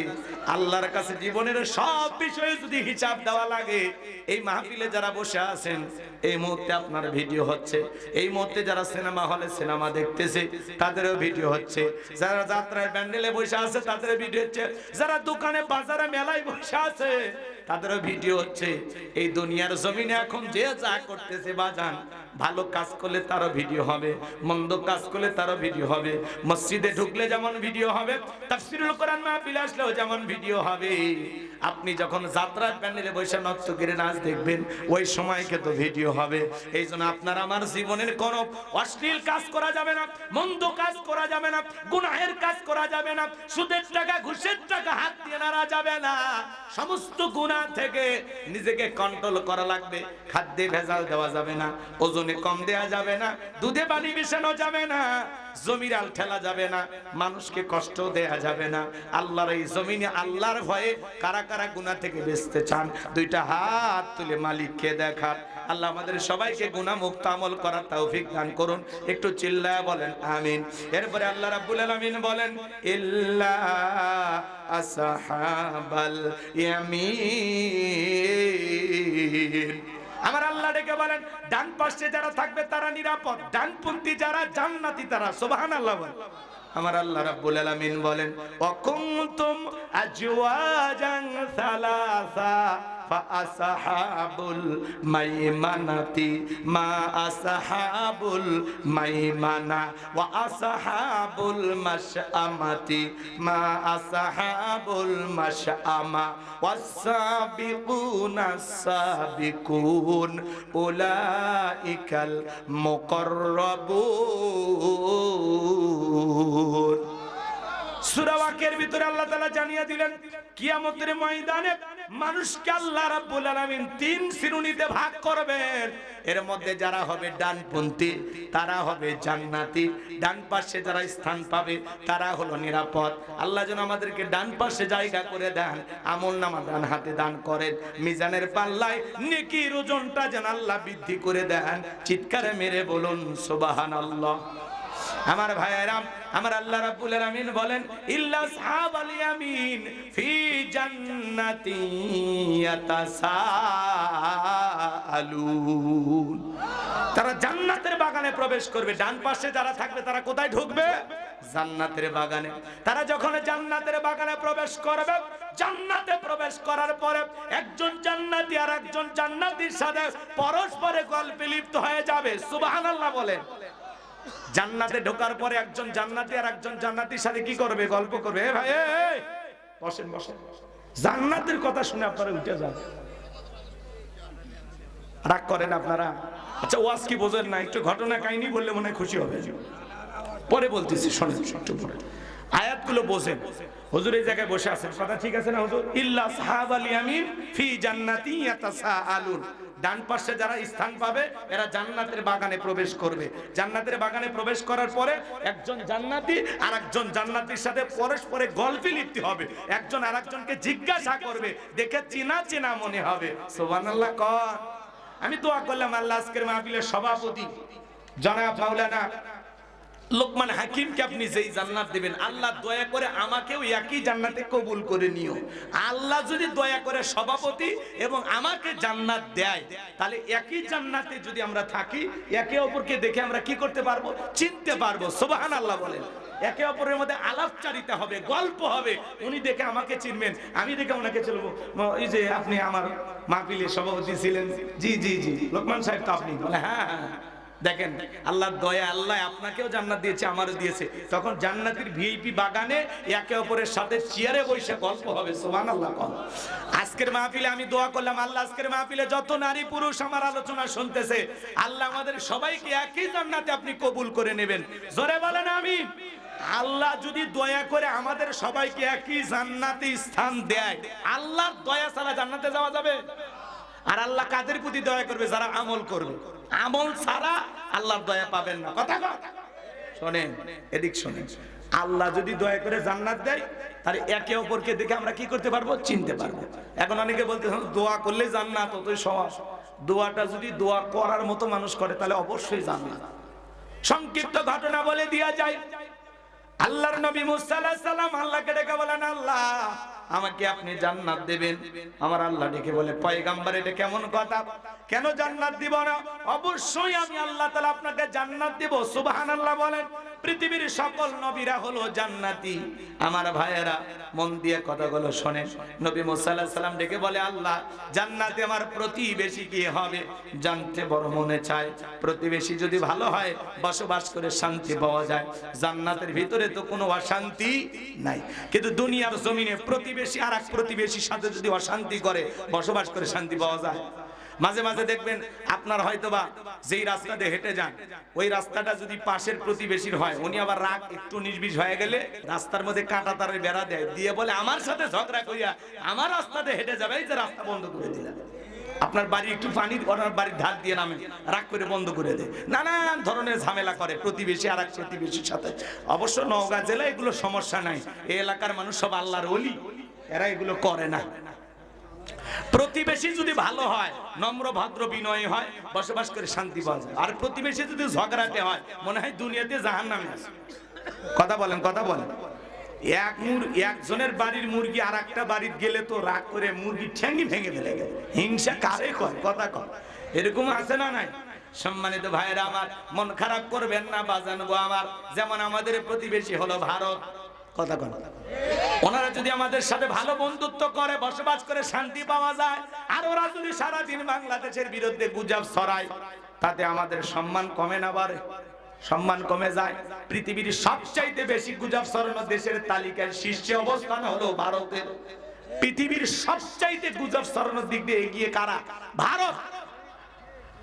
কথা কন না? আমাদের দেশের প্রধানমন্ত্রী ওই দেশে যাওয়াতে ভারতের মাথা ঘুরে গেছে। কারণ উনি এই দেশে থাকা মানে কি? ভারত বাংলাদেশকে কন্ট্রোলে রেখেছে। আর যিনি আমাদের প্রধানমন্ত্রী ছিলেন, মূলত উনি আমাদের প্রধানমন্ত্রী ছিলেন না, উনি ছিলেন ভারতের কর্মচারী। ভারত যেভাবে ঘুরাইতো উনি সেভাবে করতো। ওই জন্য মাঝে মাঝে বলতো, আমি ভারতকে যা দিয়েছি ভারত কোনোদিন ভুলবে না। কথা কেন কিসের ইলিশ দিছে? পুরো বাংলাদেশের কলিজে ফেসকে যা আছে সব দিছে। আপনি তো টের পাননি। আর একটু দেরি হয়ে গেলে পুরো বাংলাদেশের মাটি দিয়ে দিত। রাগ করেন আপনারা মনে হয়? সম্মানিত ভাইরা আমার, লম্বা হয়ে যাবে, আমি লম্বা করব না, সামনে যাই। যদি সম্ভব হয় কিছু কথা আপনাদের সামনে শোনায় দেব। সামনের দিকে যাই ভাইরা আমার।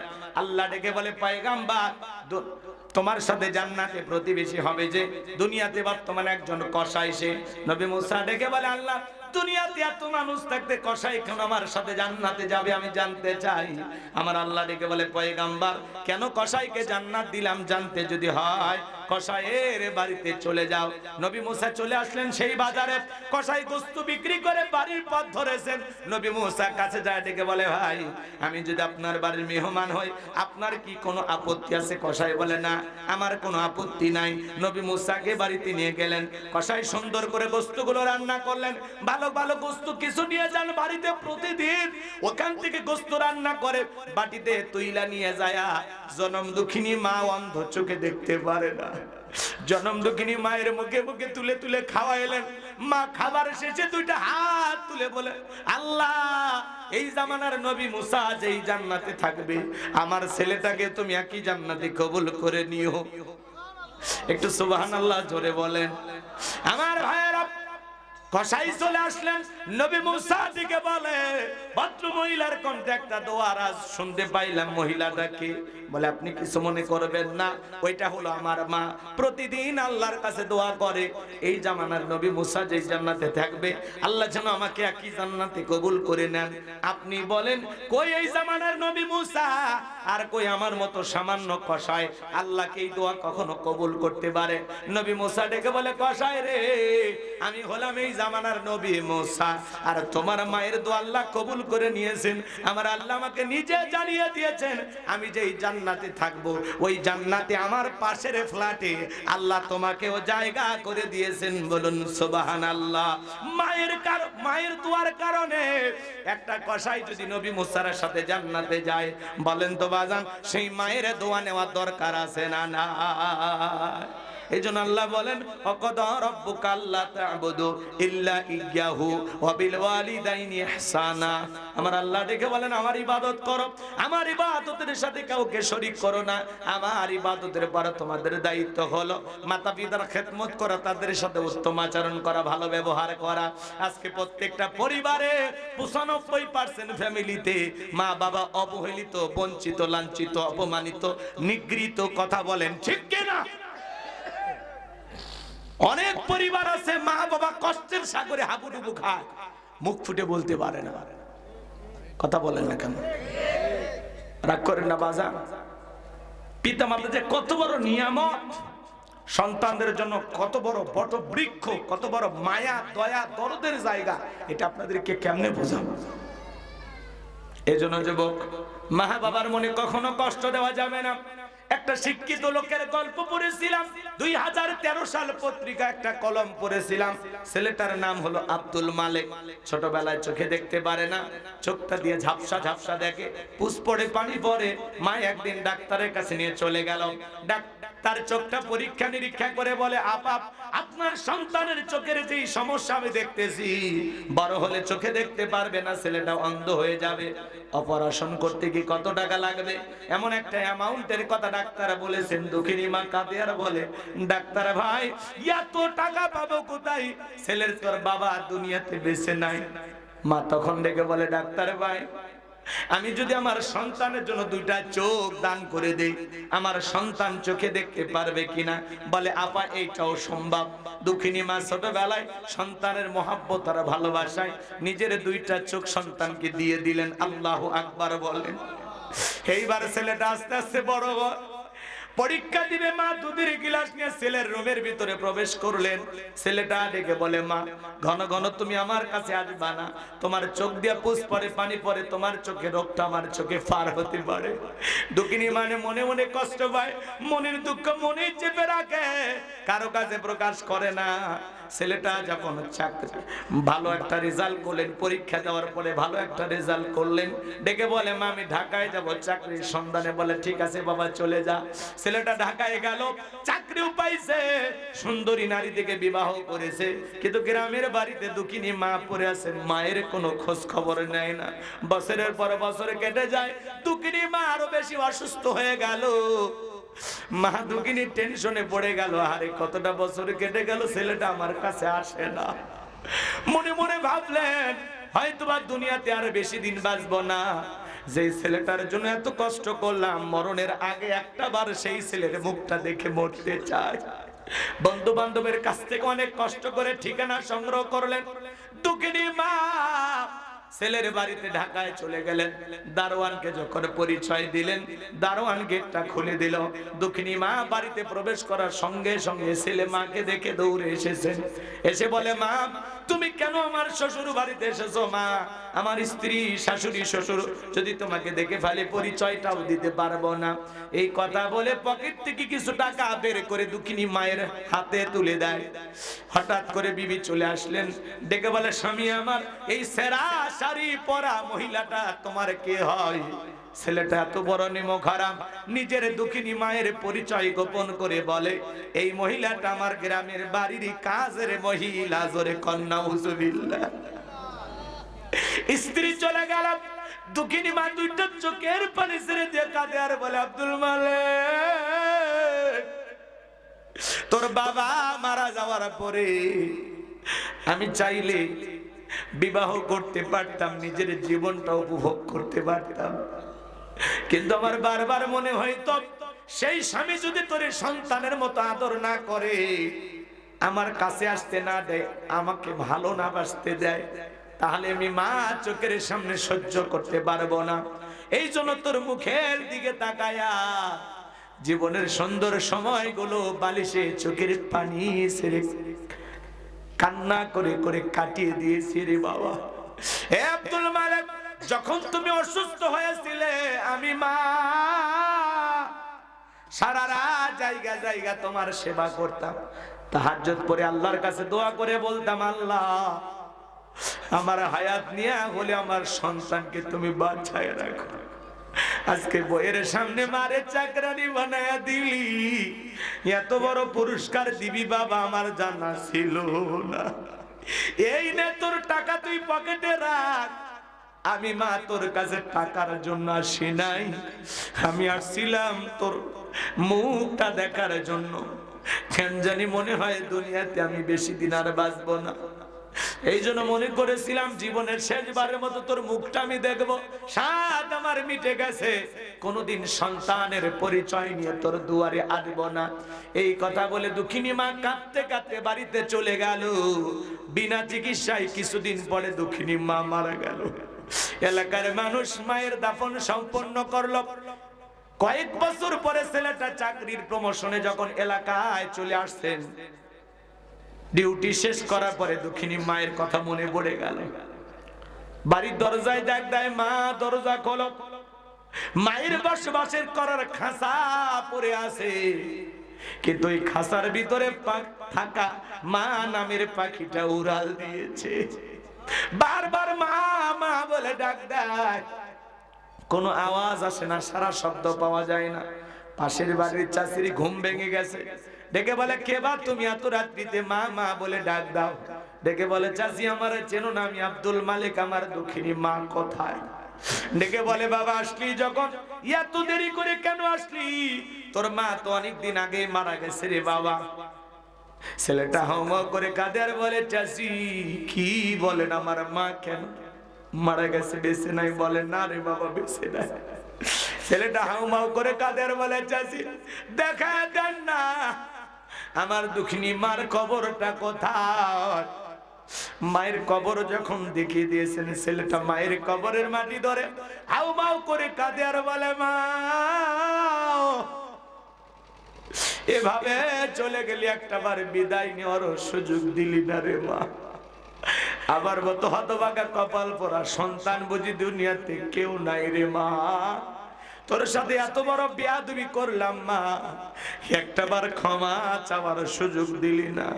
ও মা, তুমি তোমার সন্তানকে মাফ করে দিও গো মা। মায়ের কবরের মাটি ধরে ছেলেটা যখন হাউ মাউ করে কাঁদে, চাচি ডেকে বলে বাবা, কাঁদলে কি তোমার মার কখনো ফিরে আসবে? এভাবে কান্না করো না বাবা, আসো আমার কাছে আসো। তোমার মা মৃত্যুর পূর্বে আমার কাছে একখানা চিঠি লিখে গেছে, আর আমাকে বলে গেছেন কোনদিন যদি আমার আব্দুল মালিক আমাকে খুঁজতে আসে, আমার সন্ধান করতে আসে, মায়ের লেখা সন্তানের যেন জীবনের সে চিঠিটা হাতে ধরায় দিও। হে তরুণ যুবকরা, সিলেটের মা জীবনে এসে চিঠিতে কি লিখেছে তোমাদের কি জানতে মনে চায়? শুনে নাও যুবক, মা বাবার সাথে কখনো বেয়াদবি করবা না। আল্লাহ বলেন হামালাতুহু উম্মুহু ওয়াহনান আলা ওয়াহনিউ ওয়া ফিসালুহু ফি আমাইনি আনিশকুর লি ওয়ালিদাইক। তোমার মা কষ্টের পর কষ্ট সহ্য করে তোমাকে গর্ভ ধারণ করেছেন, 2-2.5 বছর বুকের দুধ পান করাইছেন। সুতরাং আমার প্রতি মাতা পিতার প্রতি কৃতজ্ঞ হও। তোমরা সবাই তো আমি আল্লাহর দিকে প্রত্যাবর্তন করবা। হে তরুণ যুবক, দিল দিয়া কথাগুলো শুনে যাও। দুনিয়াটা চিরকাল থাকার জায়গা না, তুমিও থাকবো না, আমিও থাকবো না। হে যুবক, মা বাবার সাথে খারাপ ব্যবহার করা যাবে না। একটা মা সন্তান পেটের ভিতরে নিয়ে 3-4 মাস খাইতে পারে না, মার বমি বমি হয়, রুচিটা নষ্ট হয়ে যায়। এর মূল কারণ তুমি আর আমি।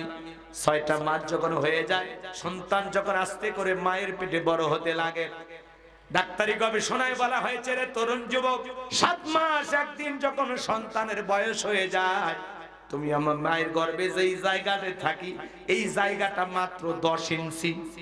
সন্তানের পা যখন বড় হয়ে যায়, 7 মাস একদিন পরে ওই সন্তানের 2টা পা আল্লাহ তাআলা মায়ের কলিজার সাথে সেট করে দেয়। সন্তানের পা যত বড় হয়, কলিজাটা আস্তে আস্তে উপরের দিকে উঠতে থাকে। আমার ভাইয়েরা, এই পৃথিবীর বর্তমান বিশ্ব প্রমাণ করেছে, আমার ভাইয়েরা, আপনি আমি যখন মায়ের গর্ভে ছিলাম, যেই সন্তান সবচাইতে মায়ের পেটে কম নাড়াচড়া করে, ওই সন্তানটা মায়ের গর্ভে থাকা অবস্থায় 4,500 বার মায়ের কলিজায় লাথি মারে। তুমিও লাথি মেরেছে রে যুবক, আমি হুজুরও লাথি মেরেছি, পাশে থাকা মুফতি লোকমান হুজুরও লাথি মেরেছে, হাজী সাহেব লাথি মেরেছে। এমন কেউ নাই যে মার কলিজা আমরা লাথি মারি নাই। হে যুবক, সন্তানের পা যত বড় হয়, ডাক্তারি গবেষণায় বলা হয়েছে বাজান, এমন কি সন্তানের পা জুড়ে যখন বড় হয়, 4 থেকে 5 ইঞ্চি পর্যন্ত মায়ের কলিজাটা সন্তানের পা লেগে উপরের দিকে উঠতে থাকে। 8-9 মাস যখন হয়ে যায়, মা ঘুমাইতে পারে না, পেটটা তরমুজের মতো বড় হয়ে যায়। তোমার মা তোমার জন্য কতটা কষ্ট করেছে, মায়ের কষ্ট যদি একটু বুঝতে চাও, তোমার বিবি যখন গর্ভবতী হয়, বিবির দিকে তাকায়া দেখবা। যুবক, তোমাদের জন্য আমি বলে যা, মার সাথে কখনো বেয়াদবি করো না।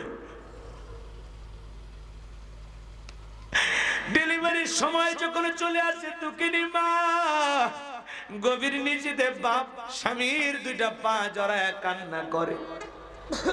স্বামীর যখন ঘুমটা ভেঙে যায়, ডেকে বলে কি গো বিবি, এত রাত্রিতে কেন কান্নাকাটি করো? ডেকে বলে স্বামী, আমি বাবার বাড়িতে চলে যাব। কত মহিলার সন্তান জন্ম দিতে গিয়ে মারা যায়, আমার বড় ভয় করে আমিও যদি মারা যাই। এই নাও সংসারের চাবি, বুঝাইয়া দিলাম স্বামী, দীর্ঘদিন আপনার সাথে সংসার করলাম, সময় কাটাইলাম, বলবে আদবি হলে মাফ করে দিও।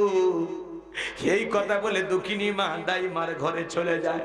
প্রসবের যাতনায় মা তার বুক কামড়ায়, চোখের পানি ছেড়ে দিয়া কাঁদে যুবক রে। একটা সন্তানকে জন্ম দিতে গিয়া কি পরিমাণে কষ্ট হয়, দুনিয়ার মা ছাড়াই কষ্ট কেউ বুঝবে না। আল্লাহ রাসূলের একজন সাহাবী মাকে কাঁধে করে নিয়ে খানায় কাবা তওয়াফ করতেছেন। নবী আমার ডেকে বলে, সাহাবী তোমার কাঁধে কে? বলে, হুজুর আমার মা। নবী আমার ডেকে বলে, সাহাবী বড় ভালো কাজ করতেছো, মা বাবার খেদমত করার কিসমত তো আমারও হয় নাই। সাহাবী ডেকে বলেন, হুজুর আমি যে আমার মায়ের খেদমত করতেছি, আমি কি আমার মায়ের হক আদায় করতে পেরেছি? নবী আমার ডেকে বলে, সাহাবী আল্লাহ যদি তোমাকে কিয়ামত পর্যন্ত হায়াত দেয় আর তুমি তোমার মাকে নিয়ে এইভাবে খানায় কাবা তওয়াফ করো, তোমার মা তোমাকে জন্ম দেওয়ার সময় প্রসবের যাতনায় আ শব্দ করেছিল, ওই একটা আ শব্দের হক দুনিয়ার কোন সন্তান আদায় করতে পারবে না। চিৎকার মেরে বলুন আল্লাহু আকবার। এই জন্য নবীজি বলেছেন, হুমা জান্নাতুকা ওয়া নারুকা, তোমার পিতামাতায় তোমার বেহেশত, তোমার পিতামাতায় তোমার দোজখ। হে যুবক, পিতামাতা খুশি, আরশের মালিক আল্লাহ খুশি। পিতামাতা বেজার, আরশের মালিক আল্লাহ বেজার। যারা পিতামাতাকে সংসার দাম্পত্য জীবনে না টানতে পেরে আলাদা করে দেয়, পিতামাতাকে বৃদ্ধাশ্রমে পাঠায়া দেয়, ওই সন্তান মা বাবাকে তাড়িয়ে দেয় নাই, মা বাবাকে বৃদ্ধাশ্রমে পাঠায়া দেয় নাই, নিজের ভাগ্য থেকে জান্নাতকে আলাদা করে দিয়েছে। কথা বলেন ঠিক কি না? কোন কোন যুবক আছো মা বাবার মনে কষ্ট দিবা না, পিতা মাতার খেদমত করে তাদের মুখে হাসি ফোটায়া তাদের দোয়া নিয়ে জান্নাত অর্জন করতে চাও, দুইটা হাত তুলে আল্লাহকে দেখান। পিতা মাতার খেদমত করবেন তো ইনশাআল্লাহ? হাত নামান। পিতা মাতা দোয়া করলে ভ্যান চালক, রিক্সা চালক থেকে আল্লাহ কোটিপতি বানায় দিবে। পিতা মাতা বেজার হলে 10 তলা বিল্ডিং এর মালিককে আল্লাহ ফকির বানায় দিতে পারে। পিতা মাতার থেকে দোয়া নেওয়া লাগবে। পৃথিবীর সবচাইতে বড় পীর সন্তানের কাছে হলো মা বাবা। এই কথা কার দরবারে গরু ছাগল নিয়ে দৌড়াও? তোমার মা বাবাই তো তোমার বড় পীর, তারা দোয়া করলে কবুল। হে যুবক, মা যদি সন্তানের জন্য দোয়া করে, এই দোয়া আল্লাহ কখনো ফিরায় না। বুলেট মারলে বুলেট মিস হতে পারে, কিন্তু মায়ের দোয়া কখনো মিস হয় না, বাবার দোয়া কখনো মিস হয় না। আল্লাহু আকবার বলেন। একটা শিক্ষিত লোকের গল্প পড়েছিলাম। বাড়িতে অনেক তেহারি নিহারি বিরিয়ানি রোজ ভিআইপি খাবার, ভাঙ্গা একটা প্লেটে কিছু একটু খাবার ছেলের হাতে দিয়ে বলতেছে, বাবা এটা তোর দাদু ভাইকে দিয়া। এখনকার বাচ্চারা তো কম্পিউটার, এক এক বাচ্চা নাসা বিজ্ঞানী। কথা কয় না, বলতেছে আব্বা এই ভাঙ্গা পেলে একটু খাবার দাদুর জন্য, আমরা তো ভালো খাইলাম, দাদুর জন্য এটা কেন? তখন বলতেছে অত বোঝা লাগবে না, তো দাদুর বয়স হয়ে গেছে, এই খাবারই চলে। ছেলেটা তখন বলতেছে, আব্বু আমি প্লেটটা যত্ন করে রাখবো, যখন দাদুর মতো আপনার বয়স হবে এই প্লেটে করে আমিও আপনাকে খাইতে দেব। শিক্ষিত মানুষ, বিবেকের দরজা খুলে গেছে, ভাঙ্গা প্লেটের খাবার ফেলে দিয়া সন্তানটাকে বুকের সঙ্গে জড়ায় নিয়ে বলে, বাবা কলেজ বিশ্ববিদ্যালয়ে যা শিখতে পারি না আজকে তোর কাছে তাই শিখলাম। বাবাকে স্টোরুমে ফেলায় দিয়েছিল, সেখান থেকে 3 তলা বিল্ডিং এ তুইলা গোসল করায় নতুন জামা পরায় দিতেছেন। বিবি তখন ডেকে বলে, কি ব্যাপার? বৃদ্ধ মানুষটাকে আবার ওপর তুললেন, ব্যাপারটা কি? তখন বলতেছে, শোন বিবি, আজ থেকে আমরা যা খাবো বাবা তাই খাবে, আমরা এই রুমে ঘুমাবো, পাশের রুমে বাবা ঘুমাবে, বাবা কিনে যদি করিস বাড়াবাড়ি 1 2 3 পাঠায়া দিব তোর বাপের বাড়ি। এ যুবক, বাসর ঘরে বিড়াল মারা লাগবে, বউ পায়ে পাগল হয়ে যায় না, সেলফি তোলা নিয়ে ব্যস্ত হয় না, বাসর ঘরে বউকে বলে দিবা ওয়াশ করা লাগবে 1-1.5 ঘন্টা। বউরে বুঝাবা যে শোনা, আমি আমার মা বাবাকে অনেক ভালোবাসি, জীবনে কোনোদিন আমার মা বাবা কষ্ট পায় এমন আচরণ করবা না। আমার পিতা মাতা যতদিন বেঁচে আছে 1 পাতিলে রান্না হবে, পাতিল আলাদা করার স্বপ্ন দেখবি না। কথা কর। বউকে বলেন, এই আমি তোর স্বামী, কখনো যেন বেপরদায় চলতে না দেখি, 5 ওয়াক্ত নামাজ পড়বি, সব ওয়াজ একদিনে করে। আর আপনি বউ পায়ে পাগলা হয়ে যান। কথা কর নাকি আপনারা? নায়িকা পপির নাম আপনারা শোনেননি? নাম শুনছেন? সে একটা ভিডিও দেখলাম, সেই মেয়েটা কান্না করে বলতেছে, আমার মা যদি চাইতো আমাকে ডাক্তার বানাইতে পারতো, ইঞ্জিনিয়ার বানাইতে পারতো, আমারে কোরআনের হাফেজাও বানাইতে চাইতো। কথা কয়। নায়িকা পপি বলতেছে, আমার মা চাইলে আমারে কোরআনের হাফেজাও বানাইতে পারতো, কেন আমার মা হাফেজা না বানায়া নায়িকা বানাইলো? কথা কন না? একটা নায়িকা জীবনের শেষ প্রান্তে এসে বলতেছে, জীবনে অনেক গুনাহ করেছি, অনেক পাপ করেছি, তওবা করে ফিরে আসতে চাই, বাকিটা জীবন ইবাদত বندگی করে কাটাইতে চাই। নায়িকার হুঁশ ফিরে আসছে, আল্লাহর ভয় তার অন্তরে ঢুকে গেছে। কথা বলা ঠিক কিনা? দেখছেন না আপনিও? আমিও দেখলাম। আহারে রাগ কইরেন না। আমি ওই যে চ্যালেঞ্জ নিউজ 24 না কোন চ্যানেলে দিয়েছে যে মেয়েটা নাকি হাফেজা হতেছে। আমি চিন্তা করলাম এই মহিলা হাফেজা হচ্ছে, দেখি তো কি। তখন মেয়েটা কান্না করতেছে আর বলতেছে, জি জি ভাই, জায়গা জমি সব নিয়ে নিছে। এই মহিলা নায়িকা সিনেমাতে অভিনয় করত, সেই মহিলাটাও কোরআনের হাফেজা হওয়ার স্বপ্ন দেখতেন। যদি আমার মা চাইতো আমারে কোরআনের হাফেজা বানাইতে পারতো, আমারে ডাক্তার ইঞ্জিনিয়ার বানাইতে পারতো, তা না কইরা আমার সৎ মা আমারে নায়িকা বানাইছে। এবং আমি ছিলাম ডিম পাড়া হাঁস, আমি তাদেরকে খাওয়াইছি, পড়াইছি, এতদিন দিয়েছি, ওরা এখন আমারই জায়গা জমি দখল করতেছে। এটা নিয়ে সোশ্যাল মিডিয়া তোলপাড়, মামলা মোকদ্দমা চলতেছে। তার বোনটা নাকি মাদক সেবন করে, নানান কথা সে এখন বলতেছে। তো যাই হোক, জীবনের শেষ প্রান্তে হিসাব নিকাশ করে দেখলে আমরা সবাই মানুষ, তার ভিতরে অনুশোচনা কাজ করতেছে। কথা বল, সে আত্মশুদ্ধি নিয়ে এখন কাজ করতেছে যে না, বাকি জীবনে আমি কি করব? ইবাদত করব, তওবা করে ইবাদত বندگির মাধ্যমে জীবনটা কাটাইতে চাই। আহারে আমি যদি কোরআনের হাফেজা হইতাম, তাহলে চিন্তা করো যুবক, কি রং তামাশায় মেতে আসো। একটা নায়িকাও জীবনের শেষ সময় যায় বলে আমি তওবা করে ভালো হতে চাই। এই জন্য আসুন আমরাও পরিবর্তন হতে চাই। মা বাবার সাথে খারাপ ব্যবহার করা যাবে না, কখনো মা বাবার মনে কষ্ট দেওয়া যাবে না। হে তরুণ যুবকেরা, মনে রাখবা, তুমি তোমার মা বাবার সাথে যে আচরণ করবা, একদিন তোমার সন্তানও তোমার সাথে হুবহুব একই আচরণ করবে। তুমি তোমার মা বাবাকে দেখে রাখলে, ভালো রাখলে, সুখে রাখলে, তোমার সন্তানও তোমাকে সুখে রাখবে। বইয়ের বুদ্ধি শুনিয়া মা বাবারে কষ্ট দেওয়া যাবে না। বইয়ের ভালোবাসা বইয়ের কাছে, মায়ের ভালোবাসা মায়ের কাছে, ব্যালেন্স করে চলতে হবে। কথা কর। আর মা বোনেরা যারা আবার শুনতেছেন, মা ছেলের বউটাকে যদি আপনি নিজের মেয়ে ভাবা শুরু করেন, নিজের মেয়ের মতো ভালোবাসেন, আর ছেলের বউটা যদি শাশুড়িকে নিজের মায়ের মতো ভালোবাসে, তাহলে সংসার জীবনে বউ শাশুড়ির যুদ্ধ থেমে যাবে। কথা বলে ঠিক। কিন্তু আমরা তো এগুলো করি না। বইয়ের কথা শুনে যায় মারে শাসন করবেন না, মায়ের কথা শুনে বউকেও শাসন করবেন না, দুইজনকে কাঠগড়ায় দাঁড় করবেন না। একদিন যদি দুইজনের কথা শুনে বিচার শুরু করে দেখেন, যার পক্ষে রায় দিতে যাবেন, বইয়ের পক্ষে রায় দিতে গেলে মা বলবে, তোরে পেটে রেখে পেটটা নষ্ট, আজকে বউ তোর কাছে বড় হলো, কি করবেন? কিছু করার আছে? মা তখন বললে, আজকে বউ তোর কাছে মায়ের চাইতে বড় হয়ে গেল। আবার যখন মাকে বেশি প্রাধান্য দিতে যাবেন, বউ তখন বলবে, হ্যাঁ আমাকে কিছু কষ্ট করে বিয়ে করছেন, আমার জীবনটা কেন নষ্ট করলেন? আপনি আপনার মায়ের আসলের তলেই থাকতেন। অতএব মায়ের কথা শুনে আর বইয়ের কথা শুনে এক জায়গায় কখনো বিচার করতে যাবেন না, তাহলে ঝামেলায় পড়বেন।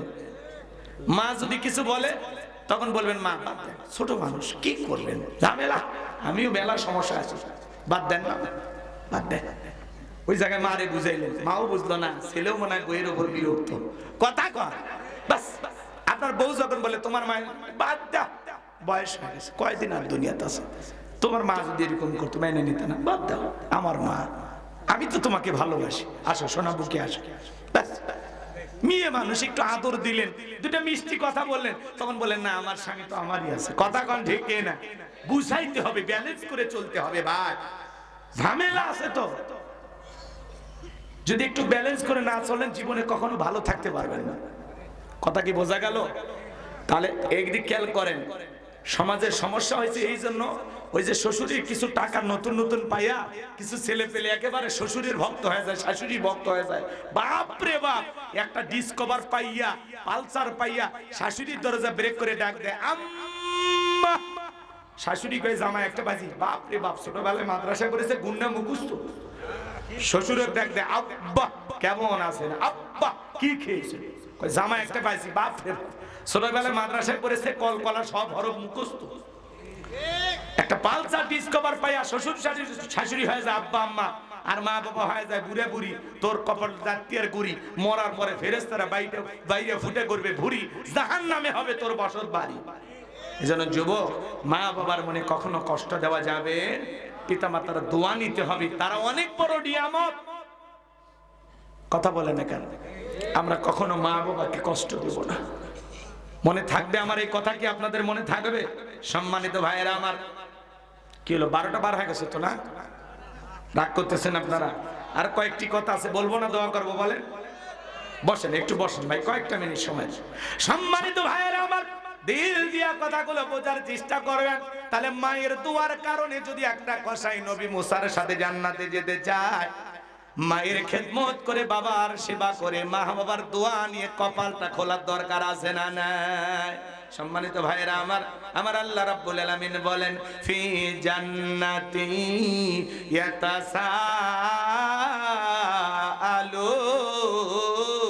ইয়াতাসাআলুন, তারা জান্নাতের বাগানে প্রবেশ করবে, পরস্পরে জিজ্ঞাসাবাদ করবে, গল্প করবে, আলাপচারিতা করবে। জান্নাতীরা গল্প করতে করতে তাদের দৃষ্টি চলে যাবে নিচের দিকে। তারা নিচের দিকে তাকায় দেখবে জাহান্নামের আগুন দাউ দাউ করে জ্বলতেছে, হাজার হাজার মানুষ জাহান্নামের আগুনে জ্বলতেছে। তখন তাদেরকে দেখে তারা চিনতে পারবে। আর জাহান্নামীদের এই কষ্ট, দুঃখ, দুর্দশা দেখে জান্নাতীরা তখন তাদেরকে প্রশ্ন করবে, আনিল মুজরিমিন, হে অপরাধীরা, মা সালাকাকুম ফি সাকর, কোন অপরাধে সাকর নামক জাহান্নামের আগুনে জ্বলো? দুনিয়ার জীবনে কি এমন অপরাধ করেছো, কি এমন অন্যায় করেছো যার কারণে জাহান্নামের আগুনে জ্বলতেছো? দেখে তো চেনা চেনা মনে হয়। তোমারও বাড়ি মনে হয় মাদাইনগর হরিরামপুরে ছিল, তোমারও বাড়ি মনে হয় নওগাঁয় ছিল, দেখে তো চেনা চেনা লাগে। আজকে আমি জান্নাতে, তুমি কেন জাহান্নামে? এই জাহান্নামের আগুনে জ্বলার পিছনে কারণটা কি? মা সালাকাকুম ফি সাকর, এই সাকর নামক জাহান্নামে তোমরা কেন আসছো? সাকর একটু জাহান্নামের নাম।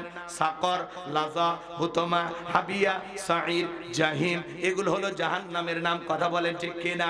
ওই জাহান্নামের আগুনে যারা জ্বলবে, হুতমায় যারা জ্বলবে তাদের অপরাধ আলাদা, জাহিমে যারা জ্বলবে তাদের অপরাধ আলাদা। মা সালাকাকুম ফি সাকর, এই সাকর নামক জাহান্নামের আগুনের ভিতরে যারা জ্বলবে, তারা আগুনে পূর্বে জ্বলবে আর চিৎকার মেরে ডেকে বলবে, আমাদের দুনিয়ার জীবনে অপরাধ ছিল 4টি। জোরে বলেন কয়টি? 4টি অপরাধের কথা তারা সেদিন স্বীকার করবে, যে দুনিয়ার জীবনে আমাদের 4টি অপরাধ ছিল। এই 4টি অপরাধের কারণে আমরা জাহান্নামের আগুনে জ্বলতেছি। ওই জাহান্নামের আগুন বাজার দুনিয়ার আগুনের চাইতে 70 গুণ বেশি। ওই জাহান্নামের আগুনে জ্বলবে, চেহারাটা কয়লার মতো কালো হয়ে যাবে। এই দুনিয়ার আগুনের চাইতে জাহান্নামের আগুন 70 গুণ পাওয়ার বেশি। কারো দেখে যদি জাহান্নামের আগুন লেগে যায়, কলিজাটা পুরে ছাই হয়ে যাবে। জাহান্নামের আগুন সহ্য করার শক্তি নাই। ওই জাহান্নামের আগুনে জ্বলবে আর বলবে, আমাদের 4টি অপরাধ। 1 নাম্বার হলো ক্বালু লাম নাকু মিনাল মুসাল্লিন। ওরা বলবে, আমাদের জীবনের 1 নাম্বার অপরাধ, আমরা দুনিয়াতে মুসল্লি ছিলাম না, সালাত আদায় করতাম না। মসজিদ ছিল, আজান হয়েছে, কেউ মসজিদে ঢোকে, কেউ আবার বাজারের দিকে চলে যায়, কেউ কোদাল কান্দি নিয়ে জমির দিকে চলে যায়। ডাক দিয়ে বলে, ভাই নামাজটা পড়ে মাঠে যান। বলে না, আজকে জমিতে পানি না দিলে ধান লাগাইতে পারবো না। দুনিয়ার সম্পদ, ক্ষেত খামার, আল্লাহর ইবাদত থেকে আমাদেরকে ব্যস্ত রাখে। কথা বলেন ঠিক কিনা? পাশে যুবকেরা ফুটবল খেলে, বুট খেলা খেলে, ক্রিকেট খেলা খেলে। মুরব্বীরা ডেকে বলে, বাবা আজান হয়েছে, খেলা বন্ধ করে চলো মসজিদে যায়। যুবক ডেকে বলে, মুরব্বী আপনি মসজিদে যান, আর আমাদের মতো বয়স থাকতে আপনি কি করেছিলেন? মুরব্বী মুখটা বন্ধ করে আস্তে করে মসজিদে চলে যায়। আর যুবকেরা গল্প করে আর বলে, দোস্ত মুরব্বীরে কেমন দিলাম? তুমি মুরব্বীকে দাও নাই, নিজেরটা নিজেকে দিয়েছো। মুরব্বীর কথা শুনে যদি মসজিদে যাইতা, কপালটা খুলে যেত। কথা বলেন ঠিক কিনা? আমার ভাইয়েরা, জান্নাতীরা বলবে, কি ব্যাপার ভাই, নওগাঁ শহরে আপনারও দোকান ছিল, আমারও দোকান ছিল, আজকে আমি জান্নাতে, তুমি কেন জাহান্নামে? তখন ডেকে বলবে, ভাই আজান হওয়ার সাথে সাথে আপনি দোকানের শাটার বন্ধ করে সাইনবোর্ড লাগায় দিলেন, নামাজের বিরতি। এই কথা বলে আপনি মসজিদে চলে গেলেন। আর আপনি যখন মসজিদে গেলেন, আমি তখন মনে করলাম পাশাপাশি দোকান, এই সুযোগে 2টা কাস্টমার বেশি আসবে। দুনিয়ার লোভ লালসা আমি দোকান খুলে বসে থাকলাম। কথা বোঝেন নাই মনে হয়? যেই দোকানদার আজান হওয়ার পরে মসজিদে দোকানদারি বন্ধ করে চলে গেল, এই লোকের কপালটা বড় ভালো। আর যারা দুনিয়ার দোকান খুলে বসে থাকলো, আজানের পর আজান চলে যায়, ওক্তের পর ওক্ত চলে যায়, নামাজ পড়ে না, কপাল পরা, দুনিয়ার লোভ লালসা তাকে পেয়ে বসেছে, ওই ব্যক্তিও যদি দোকানদারি বন্ধ করে আল্লাহর ঘর মসজিদে যাইতো, ওই লোকটাও জান্নাতে যাইতো। কথা বলেন ঠিক কিনা? এই জন্য ভাইয়েরা আমার, কঠিন কিয়ামতের ময়দানে তাদেরকে জিজ্ঞাসা করা হবে, ভাই দেখেছি না চেনা লাগে, পাশাপাশি ব্যবসা বাণিজ্য করেছিলাম, একই এলাকায় বসবাস করেছিলাম, তখন বলবে ভাই আপনি আজান দিলে মসজিদে গেছেন, আমি ক্ষেত খামার নিয়ে ব্যস্ত ছিলাম, ব্যবসা বাণিজ্য নিয়ে ব্যস্ত ছিলাম। এই জন্য যুবক তোমাদের উদ্দেশ্যে বলে যায়, মনোযোগ দিয়ে গুনাহগারের কথাগুলো শুনে যাও। যারা দুনিয়াতে মুসল্লি সালাত আদায় করবে তারা জান্নাতে যাবে, আর যারা সালাত আদায় করবে না এরা জাহান্নামে চলে যাবে। শুধু মসজিদটা সুন্দর করলে হবে না, এই মসজিদ যারা ইবাদত করবে তাদের মন মানসিকতাটাও সুন্দর হওয়ার দরকার আছে না? না, সালাত আদায় করতে হবে, সালাত, মুসল্লি হতে হবে, নামাজি হতে হবে। জুমার নামাজের জন্য মসজিদ ভেঙে 2 তলা 3 তলা করা হয়, আর ফজরের নামাজের সময় এক কাতার মুসল্লি পাওয়া যায় না। কথা বলে না কেন? যে শীত পড়ছে অধিকাংশ নামাজি নামাজ ছেড়ে দিচ্ছে, আছে না? একেবারে কঠিন পাক্কা পোক্ত ইমানদার দ্বারা ওরা মসজিদে আসে। দেখবেন গরমের দিনে কিন্তু কিছু মুসল্লি বাড়ে, শীতের দিনে কিছু কমে। এই যে সামনে রমজান মাস আসতেছে, প্রথম তারাবি তো জায়গায় হবি না, রাস্তা পর্যন্ত মুসল্লি দাঁড়িয়ে গেছে নামাজের জন্য। কথা কয় এত নামাজি বের হয়, কোথা থেকে যে আসে ভাই, আল্লাহু আকবার। প্রথম তারাবি রাস্তায়, পরের দিন এক কাতার কমে যায়, এরপরের দিন রাস্তা খায়, এক সপ্তাহ যাইতে যাইতে বারান্দার কাতারও খাওয়া শেষ। মাঝখানে 15-20 দিন ওই আগে যে কয়জন নামাজ পড়ে ওই কয়জন আবার ওরা আসে লাইলাতুল কদরের সাক্ষাৎ করার জন্য। আছে না ভাই এরকম? তো আমাদের ইবাদত গুলো মৌসুমী ইবাদত। জুমার 2 রাকাত পড়তে ভালো লাগে, আসর মাগরিব এশা ফজর এগুলো পড়তে ভালো লাগে, কপাল পরা এগুলো ফরজ, কিন্তু গুরুত্ব দেয় না, পড়ে না, মসজিদ মুখী হয় না। আজান নিজের কানে শুই নাও, কেমনে পারেন ভাই বসে থাকতে? কেমনে পারেন বলেন? এই তো আজান হচ্ছে, আপনি তো মাঠে কাজ করেন, আপনি তো কানে আজানের আওয়াজ যায়। আল্লাহ রাসূলের কাছে এক অন্ধ ব্যক্তি গেলেন, বলে হুজুর আজান দিলে আমাকে কি মসজিদে যেতেই হবে জামাতে? আল্লাহ রাসূল বলতেছে তুমি অন্ধ মানুষ,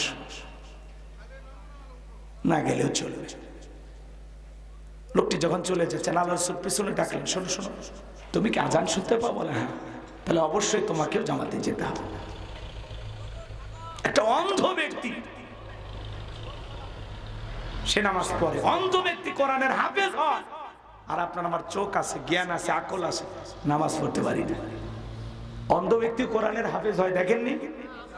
তাহলে আপনার চোখ থাকার পরে আপনি কোরআনের হাফেজ হইতে পারলেন না, তাহলে ওই অন্ধ ব্যক্তির চাইতে তো আপনি দুর্বল। কথা বলেন না কেন? কি মনে করেন অন্ধ হইলে কি বিয়ে করে না? বিয়েও করে, বাচ্চা আপনার চেয়ে বেশি, চোখে দেখতে পারে না। কথা কয় আমার এক অন্ধ হাফিজ সাহেব এসে চুয়াডাঙ্গা দেখা হয়েছিল, 13টা সন্তান, 13টা। আমি কেমনি কি? হুজুর আল্লাহ দিছে 13টা, 13টার মধ্যে 6টাই কোরআনের হাফেজ, 6 সুবহানাল্লাহ। বাকিগুলো একটু ছোট ছোট আছে, এলে হবে হুজুর দোয়া করেন। আপনার এরকম মন মানসিকতা থাকা লাগবে। শুধু মসজিদগুলো সুন্দর করেন না, এখানে যারা ইবাদত করবে এই মুসল্লিদেরও সুন্দর হওয়ার দরকার আছে না? না, বিরক্ত হয়েছেন আমার কথা?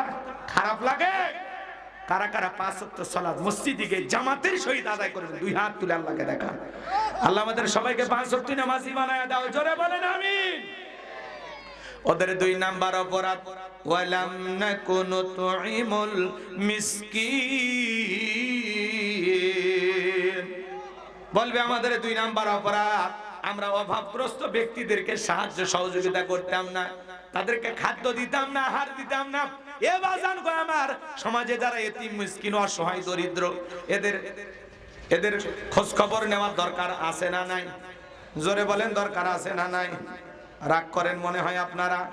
এ বাজান গো আমার, ওদেরও খোঁজ খবর নিতে হবে, ওরা কি খায় না খায় আপনাকে আমাকে সহযোগিতা করতে হবে। ধনীর সম্পদের মধ্যে গরিবের হক আছে না নাই? মিসকিনের হক দুই ভাবে নষ্ট হয়, একটা রাষ্ট্রীয় ভাবে আর একটা সামাজিক ভাবে। কথা বলেন ঠিক কিনা আমার ভাইরা? অনেকেই ফকিরকে ভিক্ষা দেওয়ার ভয়ে বাহিরের গেটে তালা মারায়, বাইরের গেটে তালা ঝুলে রাখছে। কেন? আজকের দিনে ফকির আসবে, ভিক্ষা দেবে না, এই ভয়। আল্লাহ বলেন ওয়াম্মা সাইলা ফালা তানহার, কোন সাইল দরিদ্র লোক যদি তোমার কাছে হাত পাতে খালি হাতে ফেরত দিও না। আপনার দুয়ারে অথবা আপনার কাছে কোন দরিদ্র অভাবগ্রস্ত দুঃখী মানুষ মিসকিন ক্ষুধার্ত আপনার কাছে হাত পাতলে খালি হাতে ফেরত দেওয়া যাবে না। আর আপনি কি করেন? পকেটে বান্ডিলকে বান্ডিল টাকা, তারপরে বলেন জান তো খুশে নাই, ভেজাল খুঁজছে নাই। ফকিরের কাছে যে ঝোলায় টাকা আছে 2000 টাকা নোট হলে খুঁজছে করে দেবে। 2 টাকা 4 টাকা 5 টাকা দিলে কমবে না বাজান, দিলেই বাড়বে, দিলেই বাড়ে। দান করলে সম্পদ কমে না বাড়ে। আল্লাহ রাসূলের কাছে এক ভিক্ষুক যা বলে নবী আমার একটা জুব্বা দেন। আল্লাহ রাসূল নিজের পরনের জুব্বা খুইলা ভিক্ষুককে দিয়ে দিয়েছেন। সুবহানাল্লাহ, একটু জোরে বলেন সুবহানাল্লাহ। কেমন মহামানব ছিলেন, কেমন দানবীর ছিলেন, কেমন দিলওয়ালা ছিলেন। আর আপনার আমার একটা ফকির এক মুঠ ভাত যদি চায়, তোমরা খালি মানুষ দেখলে খাবার চাও। আরে ভাই ওই লোকটা যদি ক্ষুধার্ত খাবার চাইতেছে খাওয়ায় দেন না। একটা লোকে একবার খাইলে কয়বার খাবে? 10 বার খাইতে পারবে? তা আপনার দুয়ারে একটু আসে এক মুঠ ভাত চাইতে, দেন না? আল্লাহ কিয়ামতের ময়দানে বলবে বান্দা আমি ক্ষুধার্ত ছিলাম, খাবার দাও নাই, বস্ত্রহীন ছিলাম, বস্ত্র দাও নাই। মানুষ তখন বলবে আল্লাহ কি বলেন, আপনি কই চাইতে গেছিলেন? বলে ওই যে সাইল দরিদ্র অভাবগ্রস্ত মিসকিন অসহায় মানুষ হাত পেতেছে, তারে যদি দিতা আমারে দেওয়া হইতো, তারে যদি খাওয়াইতে আমারে খাওয়ানো হইতো। এই জন্য খবরদার ফকির মিসকিন অসহায় দরিদ্র এদেরকে দিকে অবহেলা করবেন না। আল্লাহ চাইলে ফকির আপনাকে আমাকে বানাইতে পারতো না? একটু সামর্থ্য দিয়েছেন, তার মানে তার চাইতে আল্লাহ আমাকে ভালো রেখেছেন। তাহলে আমার দায়িত্ব ওই অভাবগ্রস্ত দুঃখী মানুষের খোঁজ খবর নেওয়া। দেন না তার বাড়িতে 10 কেজি চাল কিনে দেন, একটা শীতের দিনে কম্বল কিনে দেন। নিজে বিলাসী জীবন যাপন করেন না, আশেপাশে প্রতিবেশী কেমন আছে একটু খোঁজ খবর নেন। আল্লাহর হস্তে একটু মানুষ হন, মানুষ হন। 10 তলা বিল্ডিং এর মালিক হইলেই মানুষ হওয়া যায় না, মনুষ্যত্ব বোধ থাকতে হয়, বিবেক থাকতে হয়। পৃথিবীর শ্রেষ্ঠ আদালত মানুষের বিবেক। কিন্তু আজকে আমরা দুপা মানুষ, কিন্তু স্বভাব চরিত্র জঙ্গলি জানোয়ারের চাইতে নিকৃষ্ট। কথা কন। আল্লাহ যেন আমাদের হেদায়েত দান করেন। তাহলে কি আমরা ফকির মিসকিনদের খাইতে দেব তো ইনশাআল্লাহ? ওদের 3 নাম্বার অপরাধ ওয়া কুননা নাখুদু মাআল খাইদিন।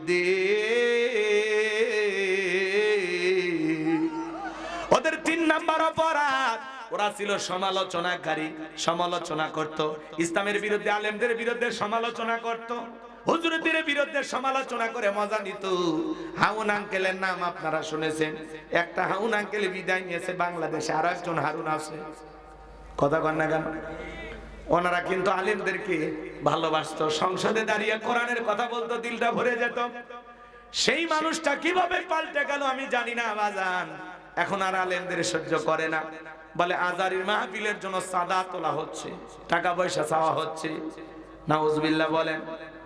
ওয়াজ মাহফিল তো মানুষের দেয়া টাকা দানের বিনিময়ে তো হয়। আজকের মাহফিল আপনারা দান করেছেন, মাহফিল হয়েছে, এটা তো আপনাদের দানের টাকা দিয়ে প্রত্যেক বছর মাহফিল হয়। এর নাম কি চাঁদাবাজি? এই কথা কর না কেন? এখানে 10 টাকা চাইলে আপনি দিতে পারেন, না হলে জোর করা হবে না। এজন্য বর্তমান বাংলাদেশে কিছু নেতাদের মাথা খারাপ হয়ে গেছে, যা ইচ্ছা তাই বলে। আমরা বলতে যা ভাই মুখে লাগাম দিয়ে কথা বলেন, আলেম বিদ্বেষী হবেন না, ইসলাম বিদ্বেষী হবেন না, তাফসীরুল কোরআন মাহফিলের বিরোধিতা করবেন না। যত বেশি আলেম বিদ্বেষী হবেন, যত বেশি ইসলামের বিরুদ্ধে কথা বলবেন, কপালে কিন্তু তত বেশি দুঃখ আছে। বিগত সরকারের সবচাইতে পতন হওয়ার পেছনে 1 নাম্বার অপরাধ হলো আলেমদেরকে সহ্য করতো না, টুবিয়ালা দাড়িয়ালাদেরকে ভালোবাসতো না, হাজারো আলেমদেরকে হত্যা করে বিদায় করেছেন। আজও তার ধানমন্ডি 32-এ অনেক স্কুল কলেজের ছাত্রদের কাপড় পাওয়া গেছে, জুতা পাওয়া গেছে, পোশাক পাওয়া গেছে। মানুষ কান্না করতেছে, কাঁদতেছে আর বলতেছে, হারে এটা কোন মায়ের সন্তানের পোশাক?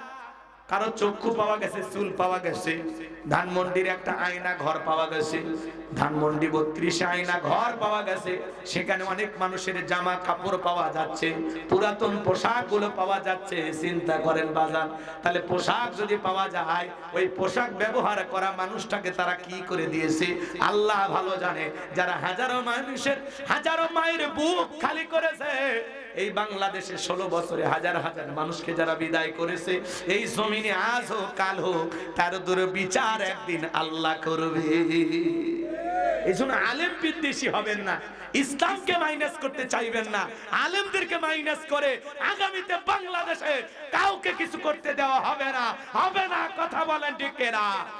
এজন্য বাঁকা চোখে আলেমদের দিকে তাকাবেন না, আলেমদেরকে শ্রদ্ধা করুন, সম্মান করুন। আল্লামা সাঈদী হুজুরকে বিদায় দিয়েছিলেন ষড়যন্ত্র করে, ভারতের ইশারায় ষড়যন্ত্র করে আল্লামা সাঈদী হুজুরকে বিদায় করা হয়েছে। 1 বছরের মাথায় ক্ষমতার চেয়ার থেকে আজকে তারা পালিয়ে বেড়াচ্ছে। কার খেলা? আলেমদের গায়ে হাত দিবেন না।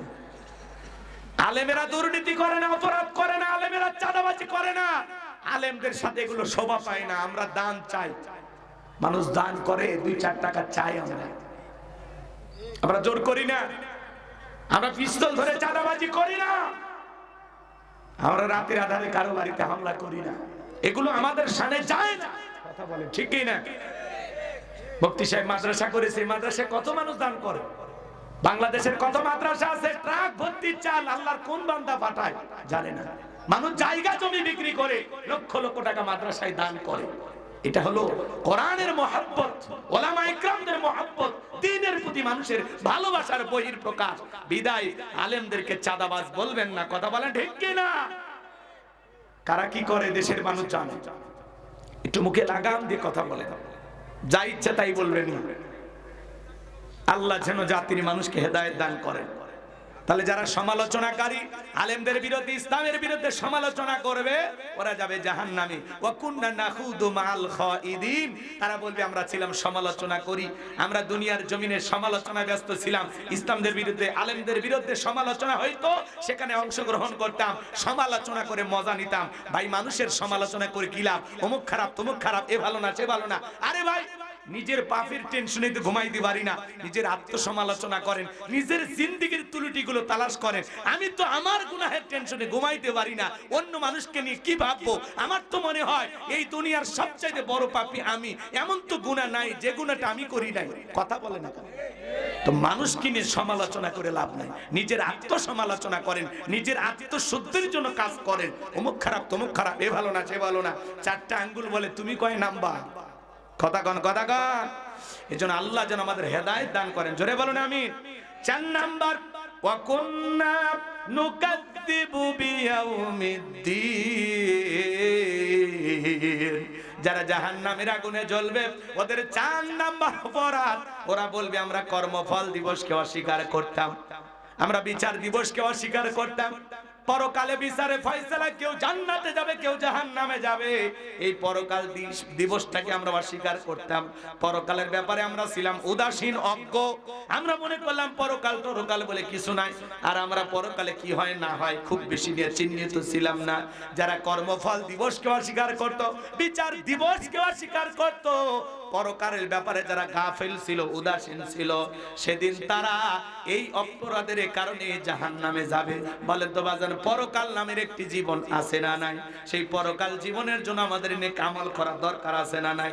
মাল সামান্য নেক আমল করে আল্লাহর প্রিয় গোলাম হয়ে কারা কারা কবরে যান, 2টা হাত তুলে আল্লাহকে দেখান। আল্লাহ আমাদের সবাইকে পরকালের চিন্তায় বেশি বেশি করে নেক আমল করা তৌফিক দান করুন। আখিরাতের প্রতি বিশ্বাস রেখে খাঁটি মুমিন হয়ে, খাঁটি মুসলমান হয়ে আল্লাহ কবরে যাওয়ার তৌফিক দান করুন। জোরে বলুন আমিন। ওদের 4টি অপরাধ ছিল জাহান্নামে যাওয়ার। নামাজ পড়তো না, গরিব মিসকিনকে খাইতে দিত না, সমালোচনা করত, আর পরকালকে অস্বীকার করত। তাহলে আমরা এই 4টি অপরাধ করলে আমরাও জাহান্নামে যাব। তাহলে আজ থেকে সিদ্ধান্ত নেব, আমরা নামাজ পড়ে জান্নাতে যাব, আমরা গরিব মিসকিনকে খাওয়ায়া জান্নাতে যাব,